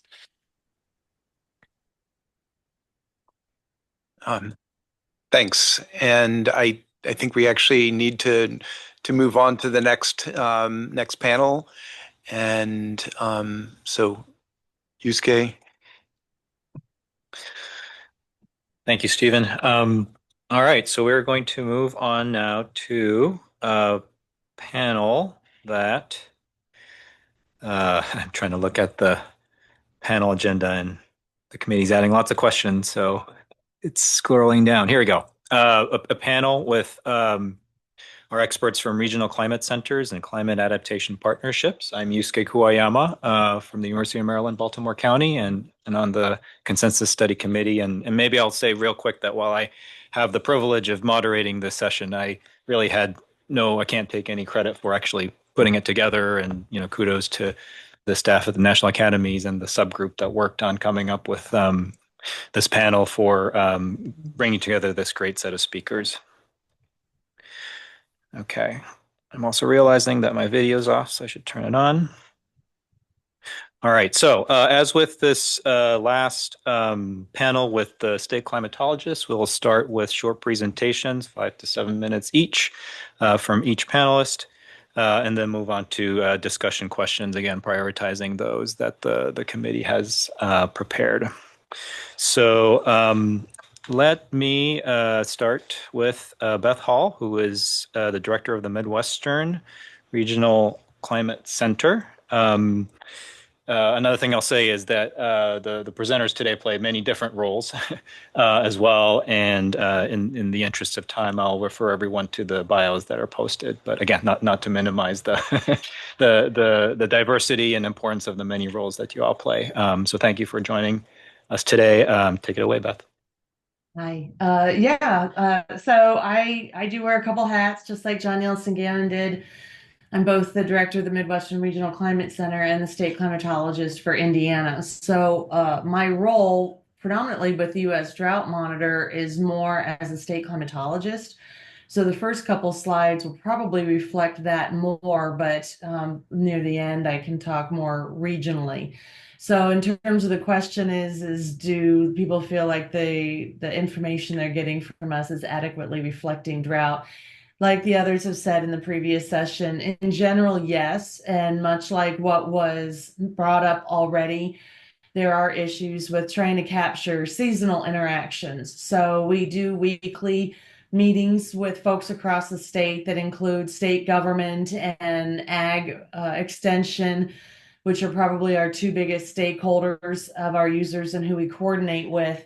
And it just gets to be incredibly challenging in the wintertime when they don't have the vegetation indicators to know, is there a problem going on? So we do have just a very specific statewide impacts survey that we send out every week. And we ask them, what do you think the state or the U.S. drought monitor level should be? But then more importantly, why? And in the wintertime, that gets to be very difficult because they're looking around and they're like, how do I know? What are the indicators? This time of year, where you would think, oh, it should be pretty straightforward because we have crops and we can look and see if the corn is curling or pineappling or whatever is a common indicator for drought. I'm getting reports back from folks saying, well, my lawn is going dormant, it's turning brown. And we're scratching our heads because we're sitting there thinking, all right, but isn't that kind of normal for this time of year? And if the first big stage of the U.S. Drought Monitor is abnormally dry, then there are challenges with, okay, so it looks like the vegetation is getting stressed, but that typically does happen in July, August. So where is that line between this is normal versus this is not normal? And so that can be a challenge where people are looking around and seeing indicators, and maybe this is related to the non-stationarity, but I would say we could go back many, many decades and not even think about climate change, and having just regular indicators of the seasonality can confuse the end users. I think I've seen in some of the previous talks that just incorporating things such as evapotranspiration has been a challenge. And as I think with my Midwestern Regional Climate Center, we've tried to provide some products. So Cocoa Raws is one where the volunteers can actually do straight evapotranspiration measurements, which is often very difficult to come across. We can derive things like potential evapotranspiration or reference evapotranspiration, but trying to get what the actual evapotranspiration has been, you need measurements and volunteers, and those sensors tend to be on the more expensive level. So trying to encourage citizen science to do that has not been easy. But we will try and provide products that show the water balance of how much has fallen with the Cocoa Ross gauges and what has evaporated. But even that seems so spatially disparate that in the summertime, when the precipitation is very spotty with the convective nature, having 6 sites around the state really isn't enough to capture it. And then the final challenge is that soil moisture. As mentioned, more and more mesonettes are measuring soil moisture, and we can get percentages. It's 22%, it's 6%. And a lot of times trying to understand, okay, but what does that mean? Climatologically, and this goes back to the challenge of a lot of mesonettes have a very short time scale. So if we only have data for the last 4 or 5 years for that soil moisture, is this the lowest percentage that we've seen so far? Is this the highest?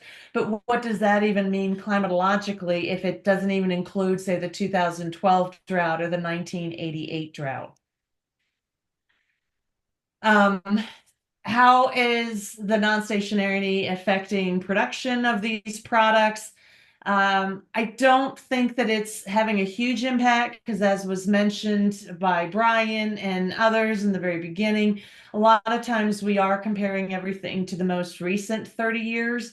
If anything, I see that being a bigger issue with the temperature side, and therefore the evapotranspiration side of thinking about drought, because that's what tends to be increasing more so. And in the Midwest region, I know in particular, it's the minimum temperatures throughout the day that are not dropping as much. And I think that's also causing a perception problem where if we're talking about increasing temperatures, the awake hours of people are thinking, particularly this time of year, well, it's hot or it's a heat wave. We've had these before. This isn't anything big. It's when it's not dropping down low enough at night, when people tend to be asleep and not really paying attention, that they're not seeing the impacts there. But then the translation to drought is we really needed those temperatures to drop down enough, particularly to the dew point temperature, so that we could get that nighttime moisture recovery for the vegetation, so we could get dew forming, so we could get more fog developing in those early morning hours that would contribute the moisture. And a lot of times those things are not getting captured very well in our products. So for the non-stationarity impacts, I think it's that we are losing some of that nighttime moisture recovery, particularly in the Midwest, because we're not really incorporating dew point temperature and nighttime lows as much to understand how that is impacting more at the vegetative scale. And you see in my highlighted box, again, the groups that we focus with mostly region-wide is going to be the ag community. And then for me within the state, it's state government and the ag community. And I think by almost ignoring temperature too much, as we're focusing more on precipitation and maybe soil moisture, could be hurting part of that story and where the non-stationarity is having an impact. Finally, with questions with research, certainly in the Indiana State Climate Office, we just don't have the capacity to even go for proposals that would fund this research, let alone the money to do so. In the Midwestern Regional Climate Center, we don't have any current projects that are targeted towards non-stationarity or even drought. Historically, we have done some work that looks at flash drought more from an emergency management perspective in the greater Chicagoland area, but that wasn't even looking at the non-stationarity part.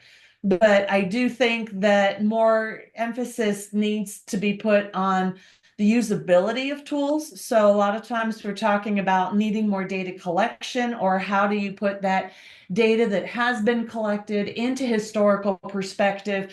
But I'm finding and hearing from stakeholders that are very interested in being impacted by drought that they don't need the data, they need the usability. They need that information translated into decision support. So even having an end product such as the US Drought Monitor isn't what kind of the on the ground, on the farm, emergency managers are needing. They're looking more for tools that they can mess around with more of their local parameters, local trigger points, local thresholds, so they know how to make more proactive versus reactive decisions.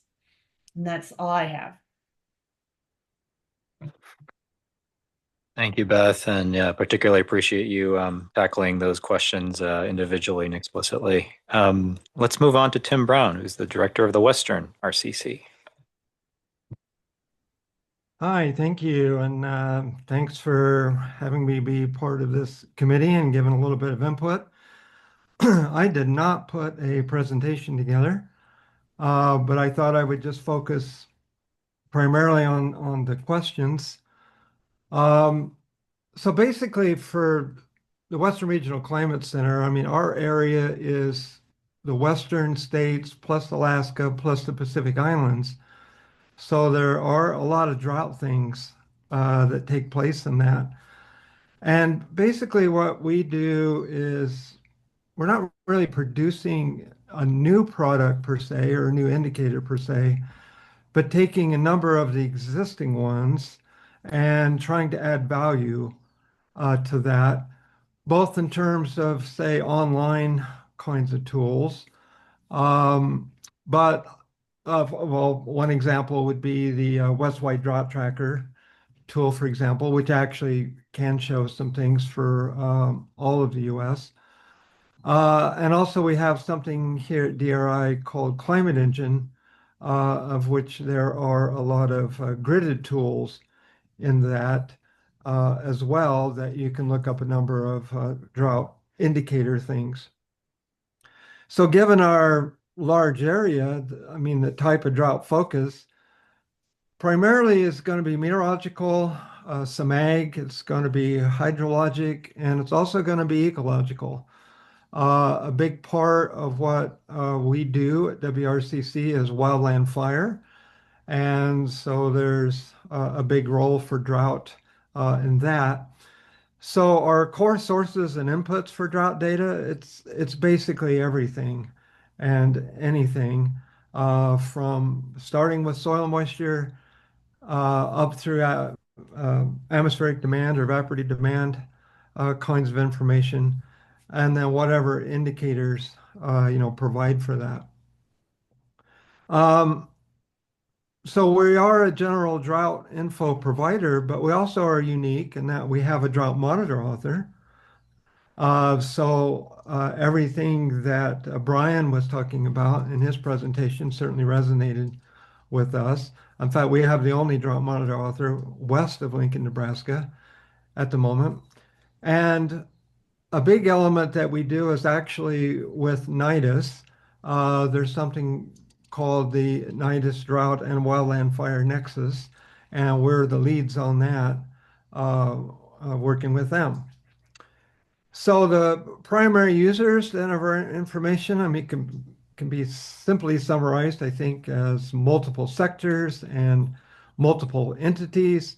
It's anybody, public, private, government. It's a large and wide audience. But on the other hand, probably what we do emphasize the most would be things more closely related to, say, water resources is a bigger deal, and the wildland fire is a bigger deal. And one thing that's not totally unique to the West, but is very important to the West is snow drought. And whether that's the lack of snow or it's rain instead of snow, whatever that is, that's another one that we need to follow closely. So the question about do state users and stakeholders feel that drought products are adequate? Most of the time, I think yes. Sometimes you hear complaints, probably mostly from farming and ranching groups, about gridded precipitation and soil moisture products. And the issue being is it doesn't always reflect what the local conditions are. So I think that's probably a key point. We have all this information, but yet not every time and every place is it going to be representative. And I heard earlier about sometimes you see the impacts right before the indicators show up, and I think that's a really critical point. Particularly, do the drought products, are they reflecting the conditions out on the ground? So despite having all these tools and data itself, ground truthing still seems to be a really important factor. In wildland fire, there's an interest, of course, in matching the proper indicators to potential fire. And that's the place where there is, strong correlation. You can describe fire simply if it's dry, then the potential for fire goes up, assuming that there was wet to create the fuels to begin with. And on the question of non-stationarity, we don't think that that's really affecting any of the products that we're doing or are talking about.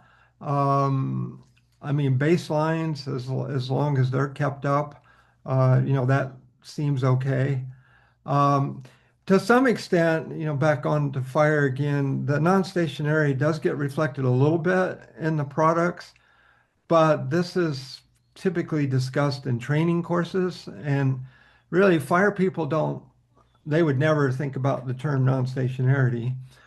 They might think about the term trend, but what they're really noticing is this year more extreme than past years. They're always basing the current fire season on what they historically know and have experienced. On the other hand, fire ecologists might be thinking more about those long-term impacts on ecosystems. And as far as research on non-stationarity, no, we're not really doing much of anything from that perspective. And I think the last question there was, what guidance would you like from this committee? I'll just say that overall, the trajectory of the quality of the data products has been positive, though. And, what we're seeing come out is good, and encourage that to continue. We want to keep the operational products going. So hopefully somehow resolve any funding issues or personnel issues that might be happening these days, to keep those products there. Maybe one question, this comes up again in other areas of fire, but for example, and I think Brian might have alluded to this slightly, but is there really a proper vetting process for drought products that's used for official governmental purposes? Maybe there is, but I wonder about that. So that's my summary for now, and happy to answer questions. Thank you, Tim. Okay, next is Michael Crimmins from the Climate Assessment of the Southwest, which I've always pronounced as CLIMAS. Good. Yeah, I was going to ask you to start with that confirmation. Great. Thank you for joining us, Michael. Take it away. Yeah, absolutely. Share my own slides? Yeah, you can go ahead and share your slides. Okay, great. Let me cue this up.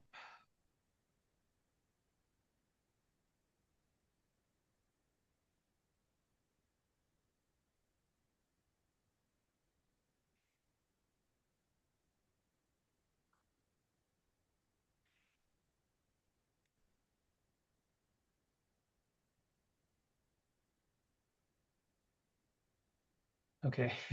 Did I share the right screen? We're seeing the full PowerPoint window at the moment. Okay, so without the notes?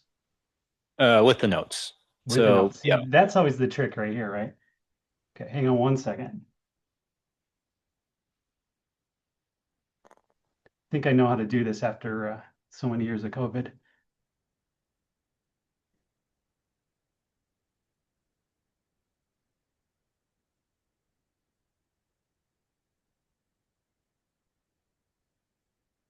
Let's try again here.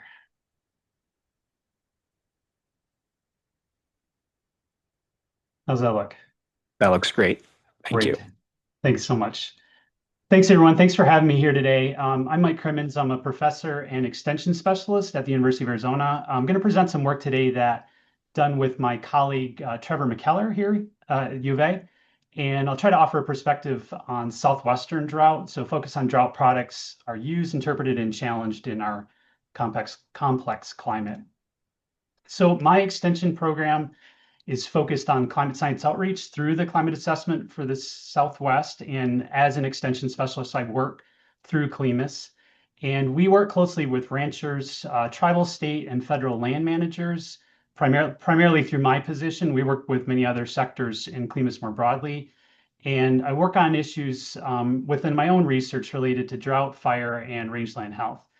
And so we try to use applied research. We do tool development and training, and that's all built on a foundation of co-production with decision makers.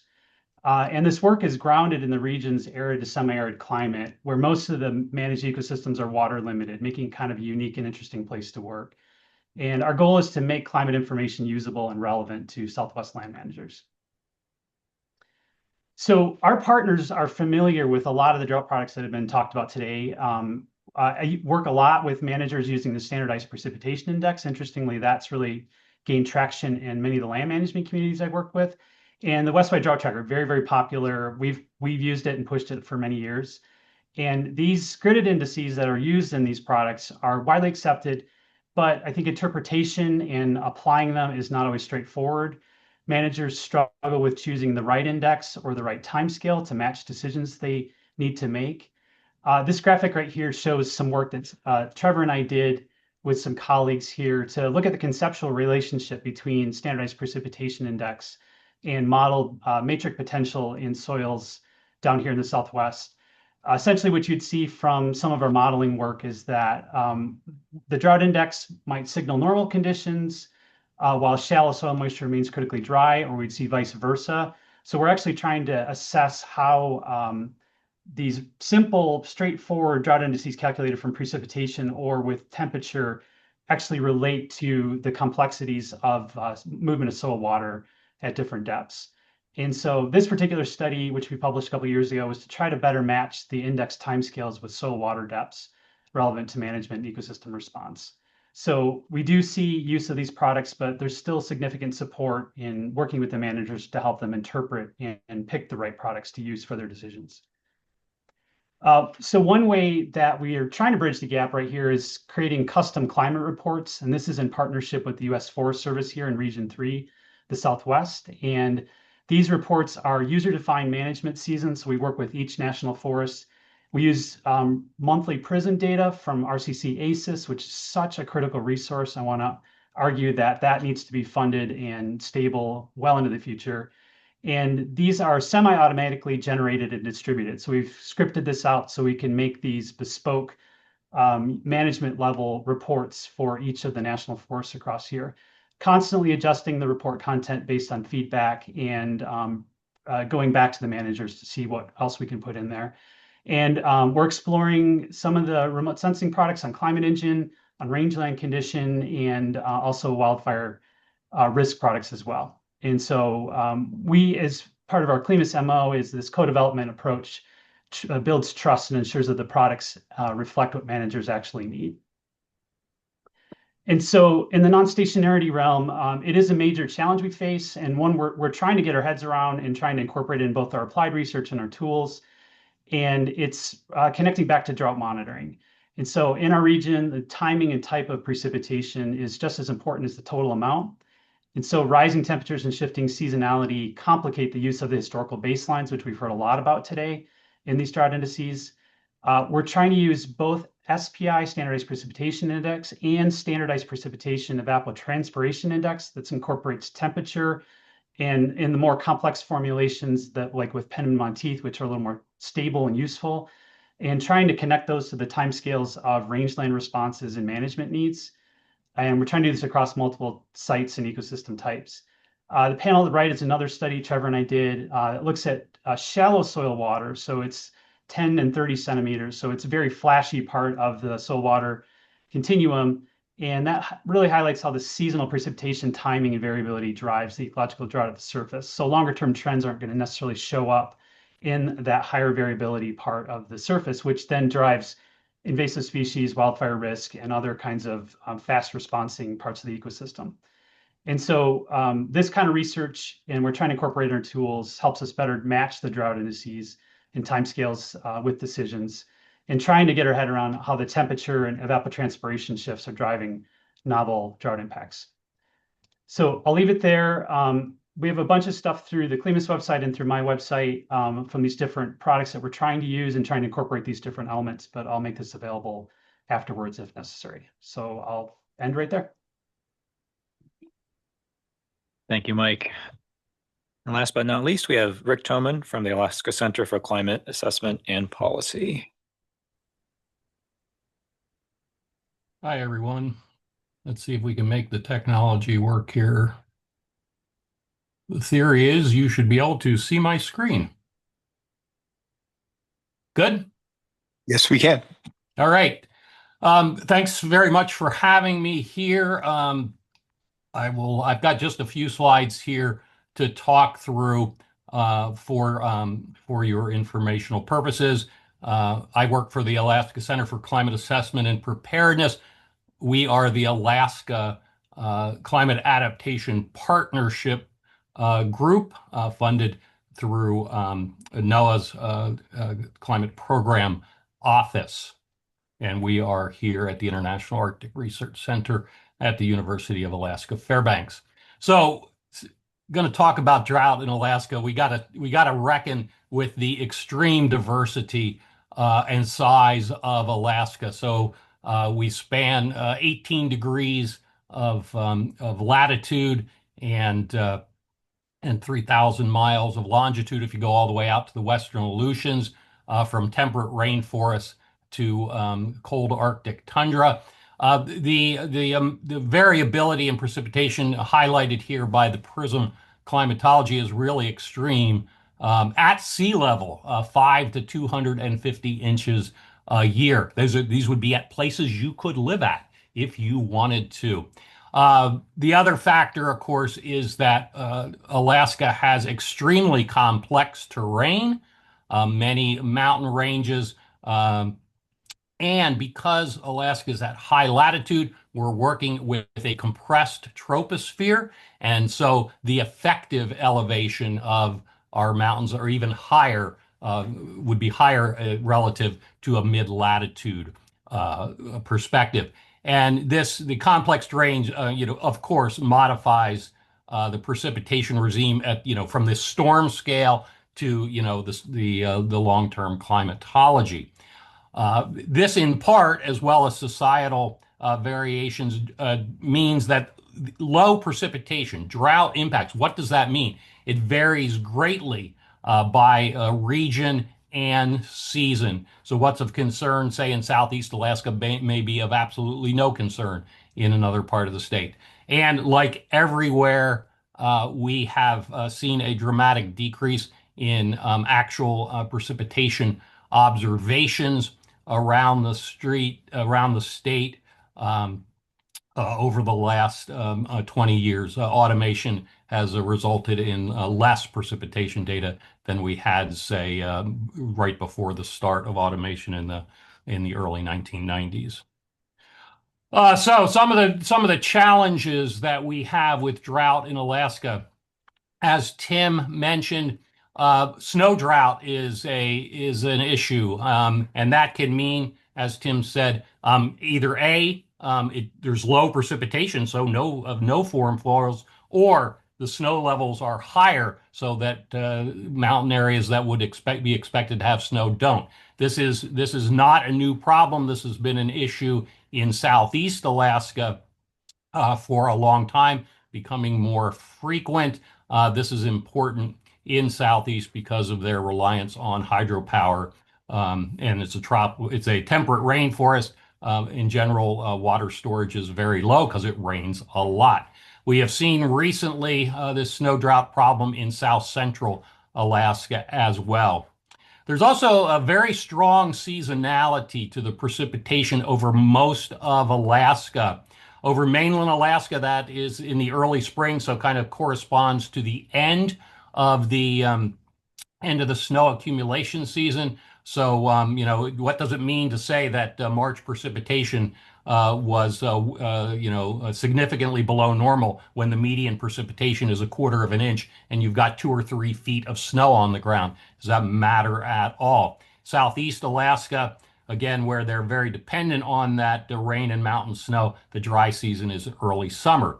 How do we deal with drought when we have 5 to 8 months a year with snow cover, depending where you're at? Of course, some places near sea level in Southeast have no durable snow cover during the winter. Most of mainland Alaska does. And we got the snow cover and then frozen ground, and a significant fraction of the state, of course, is underlain with permafrost. For agriculture in Alaska, which is mostly, not exclusively, but mostly at the farmers market scale, in most areas the controls are really not precipitation, but rather air and soil temperatures. And in the spring, of course, the timing of snowmelt plays a large role in that. In the summertime, though, as again Tim mentioned, like elsewhere in the West, wildfire and low precipitation are pretty tightly controlled. And this idea of flash drought is very evident in the wildfire risk in Alaska, where you can very rapidly dry out the fuels on the boreal forest floor. And of course, in the boreal north, we also have the issue that a lot of what burns is not just what's above ground, but that duff layer of years, decades, centuries of undecayed organic matter. So this rapid onset drought in the summer in parts of the state is extremely concerning. As far as the change component, we see a lot of this going on. The timing of spring snowmelt is critical, whether it's fire weather or your agricultural potential. Earlier snowmelt means the ground can start drying out earlier, the fuels can start drying out earlier. Increasing summer evapotranspiration, undoubtedly an issue. Changes in snow level during the cold season are also significant, most obvious in southeast and south central Alaska, but it's also being manifest in southwest and interior Alaska, where this occurs as these episodic rain in winter events. And this is actually an area that it's a real problem societally because of the low sun angles in the wintertime. If it rains, say here in Fairbanks in November, that means that ice is going to be on some secondary roads in March. It also, interestingly, appears to play something of a role in the timing of the ground drying out, so you're melting solid ice as opposed to snow. And another area where change is actually a concern is in southeast Alaska, in part due to our work, but a lot of groups' work. Many, especially hydropower type managers, are aware that at least some climate models are projecting a trend towards less summer rainfall. This is particularly true in southern southeast Alaska. In high latitudes, almost all climate models overall have increasing precipitation forecast in the coming decades, and that is also true in southeast.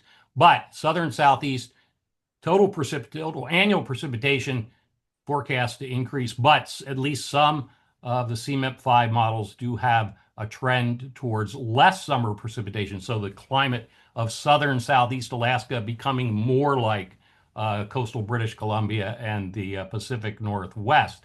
This is a real concern, again, because of the hydropower and drinking water issues that rely on fairly copious precipitation to keep them going. They just don't have the long-term storage in most communities. A few do. So what have we done here at the Alaska Center for Climate Assessment and Preparedness? With some of the folks on this call several years ago, we held listening sessions to help us better understand what drought actually means in the different regions of Alaska. We have now a reasonable idea of some of the impacts in southeast Alaska, and some of the things like the connection to wildfire better understood. But we held multiple listening sessions on that. We also did a lot of work on the 2017 to 19 drought in southeast Alaska. It was a big deal, and it was very much of a drought. In southeast Alaska does not look like a drought in a Kansas cornfield. Ketchikan in D3 bordering on D4 drought in a year when they got 100 inches of rain. Well, you get 100 inches of rain, that's a lot of rain, but when you average 160 inches of rain, it's way below normal. And then finally, my work includes working with a number of folks from the National Weather Service, Alaska region on supporting the U.S. Drought Monitor for Alaska. And we're going to be using, in addition to tools that anybody could use, what we hear, what we see. Because of the lack of observations, we rely a lot on things like reanalysis. We know it has problems with precipitation, but we're also pretty confident that it's better than nothing, which is the other option. Eric, I just wanted to give you a 1-minute warning. And I'm done. Oh, okay. Perfect. Extra credit. All right. Well, thank you very much, Rick, and to the rest of the panelists for really directly getting at some of the questions that the committee has had to inform the study. We'll turn to some additional questions here, and I'm going to start with a question from Justin. Thank you all. This is Justin Mankin from Dartmouth. I really appreciate the incredibly challenging and multifaceted jobs you have. And this question kind of is thinking about some of the broader conversations that are happening within your regions around how you are thinking about and how you're hearing stakeholders think about the difference between drought as kind of an emergency management and anomaly from which you recover versus more of an adaptation issue. Is that cropping up in your different regions? And if so, how? Thanks.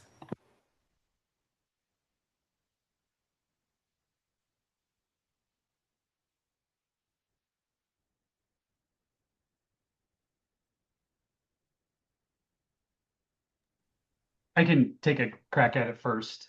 So the land management community that I'm working with, the conversations are happening in the background, but the way that they do their jobs in some of the policy and regulations are that it's not, you can't incorporate that from an adaptation standpoint. So the use of the indices of the indices, even though there's a recognition that there are shifts in the way the indices are maybe reflecting impacts on the ground.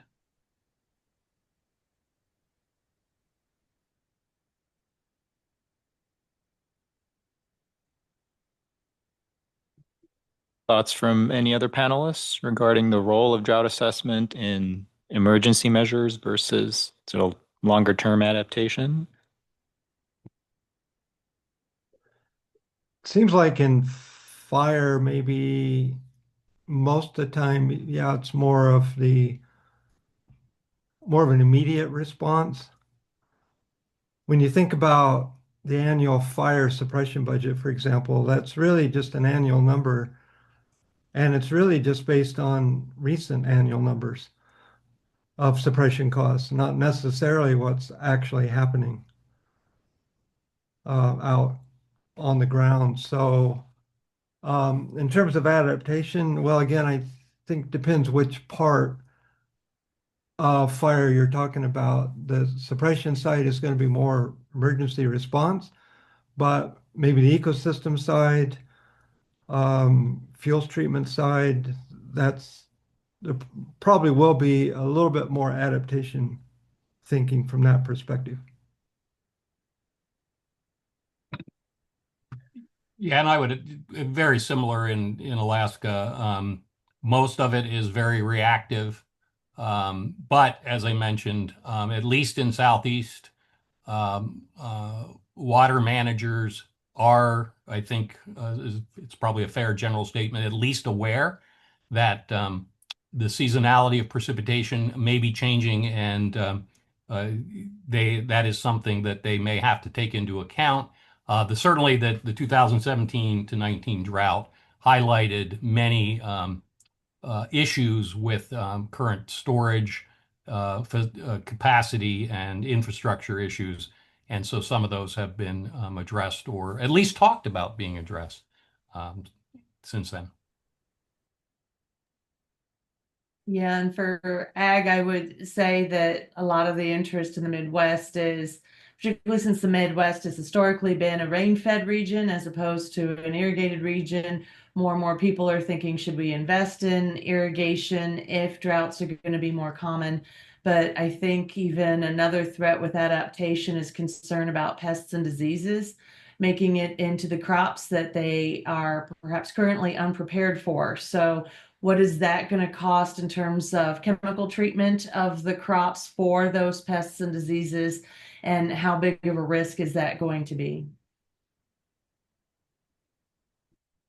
Great, thank you. So yeah, there seems to be a discussion as it relates to different sectors and decision contexts that your role's tied to.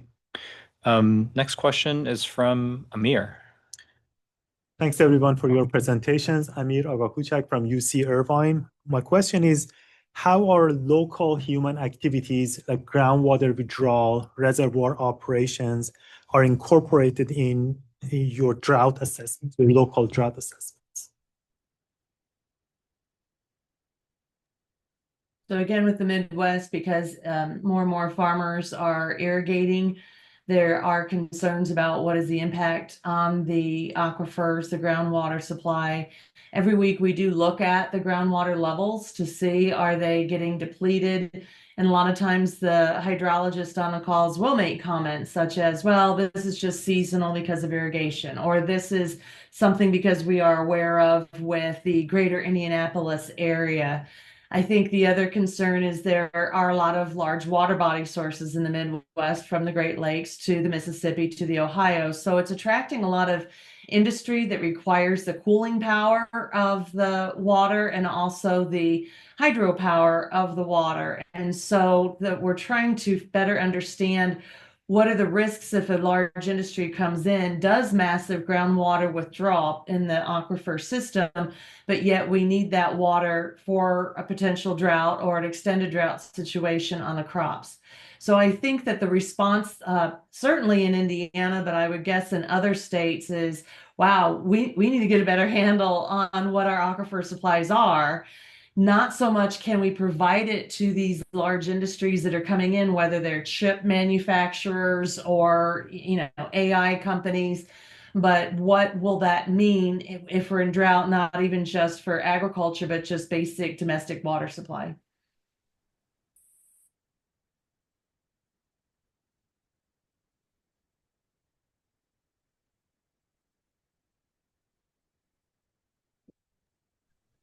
Yeah, I'm not sure I have a real specific answer. It so varies around the West, depending on what state you're in. Pat can probably speak to some of this better than I can, with particularly things about the Colorado River, for example. And I guess there's some new ideas there on how allocations might potentially come about. I don't know, Pat, do you have thoughts on that? We're going to focus on the panelists here, and we can bring that Okay. committee members' perspectives in our closed sessions. I can ask a question though, but I'm going to wait until my turn, if there's time. Actually, go ahead, Peck. I was going to ask a question and take moderator's prerogative, but go ahead. Okay, for Tim, trying to draw me in. We're not. This isn't a place for the committee to talk too much about things. I think is what Stephen's saying. But I'm interested in your comment that you made about fire stakeholders, fire managers, not really thinking about non-stationarity that much, because that doesn't jive with your statement that they're thinking a lot about forest management and forest treatments, essentially. So I think it's just semantics, because I know you and I know that you're aware that climate change is making the situation a lot worse. Not just in Michigan, where we're bathed with Canadian smoke all the time, it seems, but out west. I think, and the science seems pretty clear that warming and drying, precipitation-wise in the Southwest at least, is driving more fire, more severe fire, bigger fires.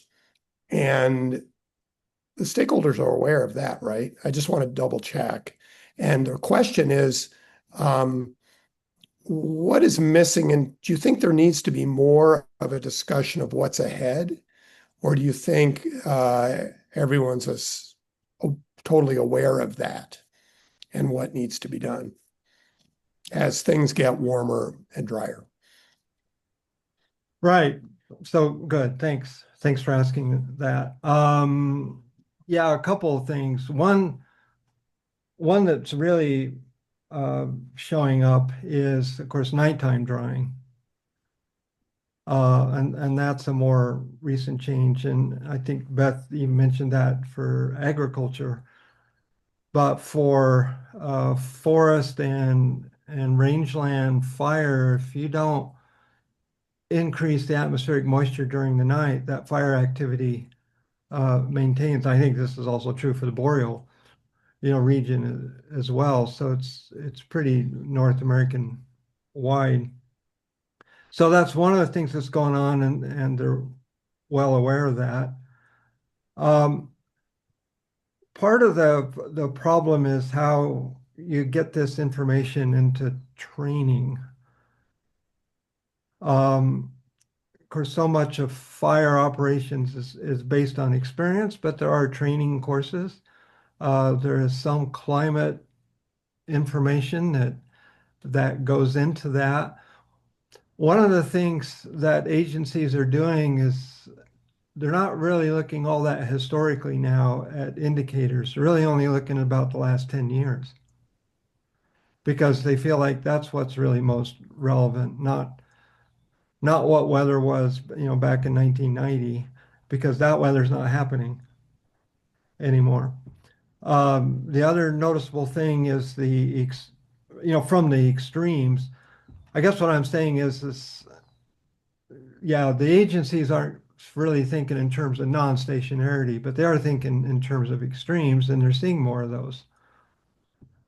And that also, goes in both directions. Okay. Forest management plans are only really done on 10-year periods. So it's kind of limited, what you can bring in terms of trend and non-stationarity, but it will be captured to some extent. And that's why I'm saying someone in fire is probably not thinking so much what fire is going to be like 5 years from now, but a fire ecologist is going to be very interested in what the forest is going to look like 100 years from now, or over the next decades. I mean, will there be species change? Will it become more, of a monoculture? All these types of issues that's going to directly impact fire and health of the ecosystem. So that's a disconnect. In other words, you're managing for the current climate. You're not managing for the future climate when you're worried about future fires. Right. Yeah, and part of that's it's a political problem. I mean, the proposed fire budget for FY26 is $2.4 billion. It's going to be a few $100 million for fuels treatment, for example, or to even think about longer term forest management kinds of issues. Suppression clearly dominates. Yeah, thanks. All right, thank you, Tim. I'm being told that we are out of time. So I think there are a lot of remaining questions and a lot of interests on the part of the committee on everything that was shared today, but we are out of time. So I'm going to hand it back to Stephen at this point. Great. I want to thank all of the presenters and the rich information that you provided. I can say from the side of the committee that you have provided really useful information and generated a lot more questions. And so we look forward to coming back to this group and to others in the broader community in future information gathering sessions. For everyone who participated, if you've not signed up for the study committee mailing list, please go to the main studies site and add your name to that list so that you can hear about future information gathering sessions and public sessions of the committee. So with that, thank you very much. We will be posting the recording of this session on the webpage for today's event. And so you'll be able to look back at the rich information that was shared. So thank you very much.